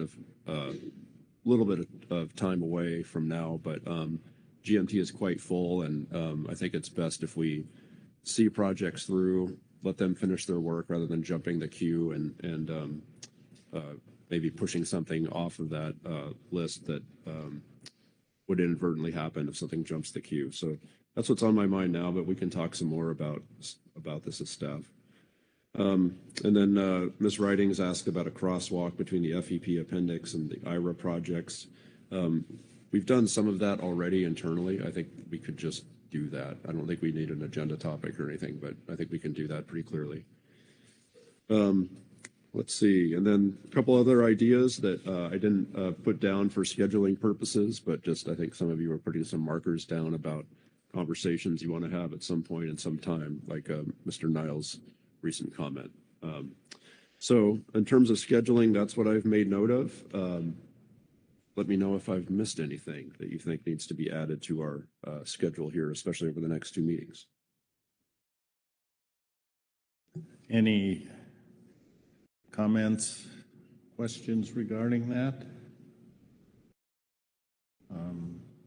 Not seeing any. Again, we'll look at the November QR again in September and have a chance, but September is getting quite firmed up there. So not seeing anything. Corey? Apologies, I was going to jump the gun to November, but hold off. Thanks. No, go ahead. Sorry, was Merrick, were you going to recap November? Was that was recapping both meetings? Okay, sorry. Yeah, I guess to try to keep it somewhat brief, and this is really kind of how I've been filtering out, but we're really looking forward to the risk management discussion in Groundfish. And you heard Heather ask about the widow rockfish question to the SSC in that workshop. I'm thinking I just want how really important how to set that up. And I don't know if Asia wants to add anything from our 7 a.m. meeting this morning, but there is people in Washington and probably elsewhere are really wanting almost to just pause everything, like pause the specs for next time to like start taking up some of these fundamental issues.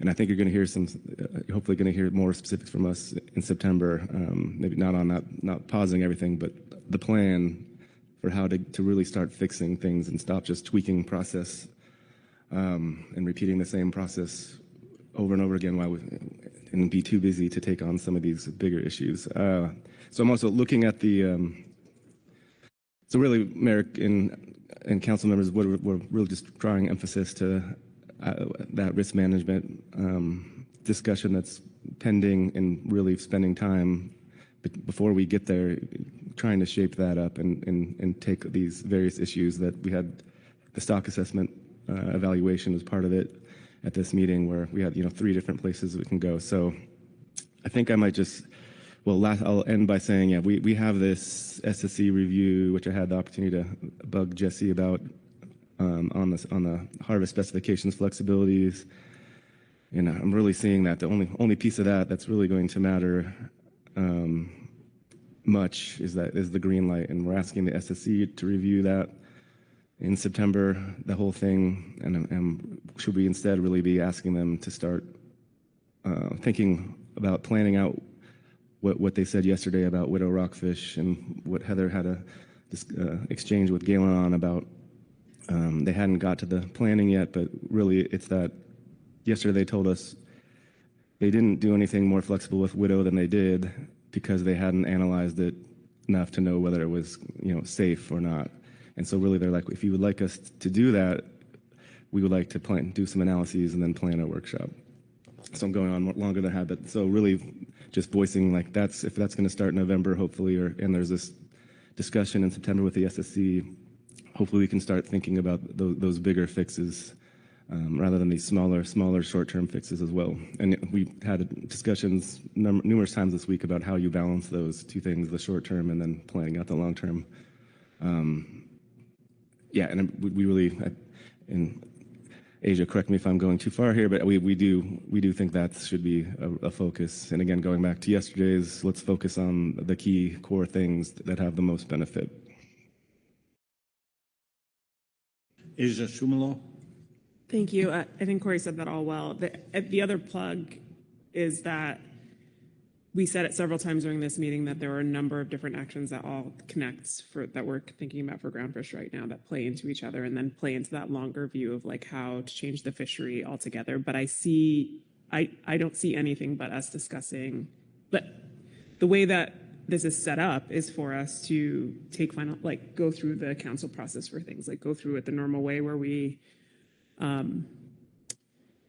set up PPA, range of alternatives, PPA, FPA, like we're breaking this very complex project out over a number of different individual actions. And I felt at this meeting making motions on the response from Linker, but then that tied into the terms of reference, but then some of those things will also shift into connection to risk management. So I don't have a thought for what to do about it, but I just wanted to flag that, like, I see this coming with Groundfish where we are, I don't want to trip over ourselves. I want to do something productive. But I think we need some space to step back to be able to make the picture fit together well so that we're not just patching the system over and over again. So I didn't, I kept trying to think about how to comment about that in terms of like the upcoming things that are happening in the year at a glance. I do see that, we have final action on Specs Flex coming up in November. We've got risk management scheduled for that time as well. We're in an early point in the machinery for specs for the upcoming biennium. But I would hate to leave all of that with, something that isn't a cohesive picture about the change that I think needs to happen to get to what we were trying to deal with what happened with Widow and what we're trying to solve with all the actions that we're trying to put together. So I echo everything that Corey said. I just a call for, is there a way to step back? Is there a way to think about, I don't know that we can accomplish this like inside the confines of a council meeting necessarily, or even in the shape that our advisory body system moves through things to consider things for us for council meetings. So I want to help. And I just want to say, like, I think a lot of us around the table are like, gosh, I would like to dig in and do more on this. I know that there's interest in the Washington delegation too as well, but that was the focus of our conversation this morning. But I just want to make sure that we don't miss this chance that we have to make things better. And I'm so worried that our normal process is going to get in our way because it is cumbersome. So not necessarily looking for an answer for that. I just wanted to get the thoughts out there. Executive Director Burden. Thank you. And as I was listening to the two of you, I felt like I was looking into a mirror. I was like, we're trying to do a lot of things, and how are we going to do it? And if what the two of you are talking about is fundamentally changing some of the ways in which we do things, that's what a committee of the whole meeting is for, right? So we would get everyone together and we would relax the rules of a usual council meeting and we'd debate, right, and have conversations about what to do. And that can be really healthy. That also takes a lot more work to put those together. So we are in a place where if we want to make headway, we have to roll up our sleeves and work hard. And so it's an upfront cost to get there. So that's just some overarching thoughts.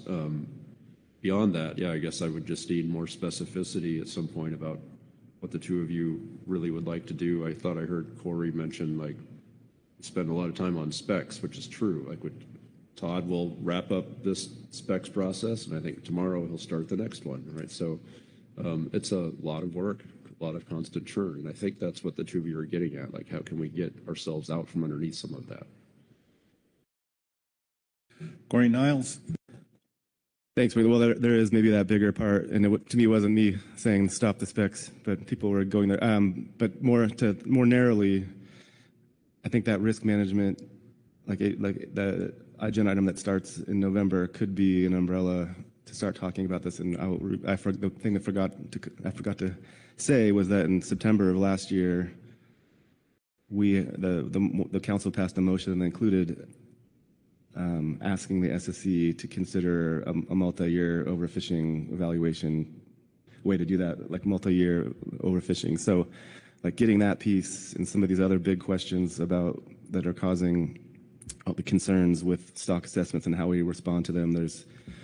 That's more of a narrow, specific topic that I hope that requesting that you and others spend time thinking about how to set that up for I do not like the term set up for success or wherever it goes, but let's do that for November was the main pitch. But yeah, then didn't want to lose that inside of the bigger picture things that you and Asia just talked about how we might do things differently. Thank you. Other discussion?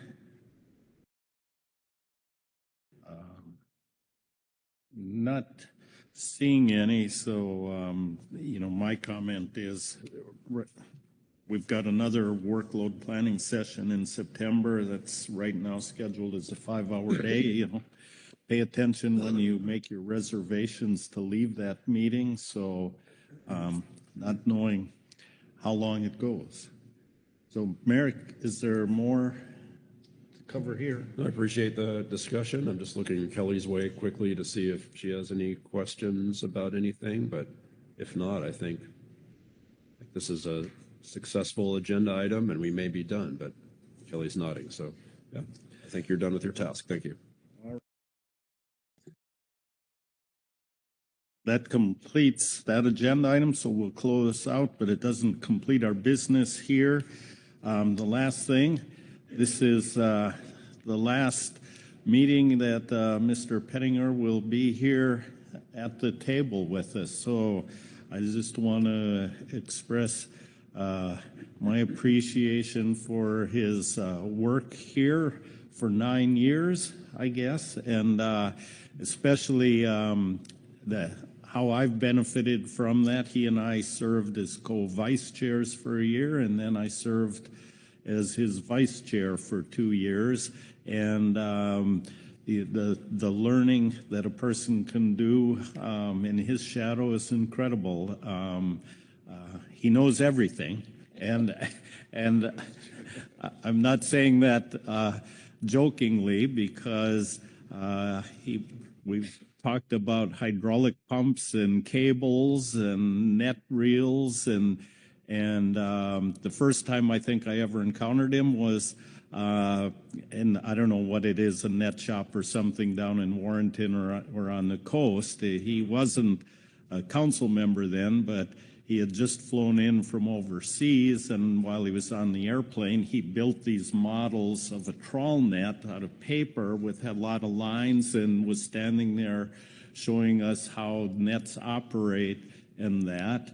And then in these meetings, we see his knowledge of the science and the stock and the behavior, and connecting that to stock assessments and things. So a great breadth of knowledge there. And Brad, really appreciate the time I had with you. Thank you for your service here on the council. I know we'll probably be seeing you around in the hall, lurking in the hallway some way, but thank you very much. Around.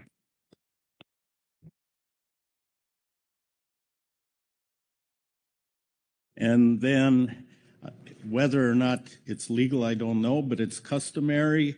I'm going to pass the gavel to you to determine if you want to adjourn this meeting or not. So your choice. All right. Well, Mr. Chairman, I move to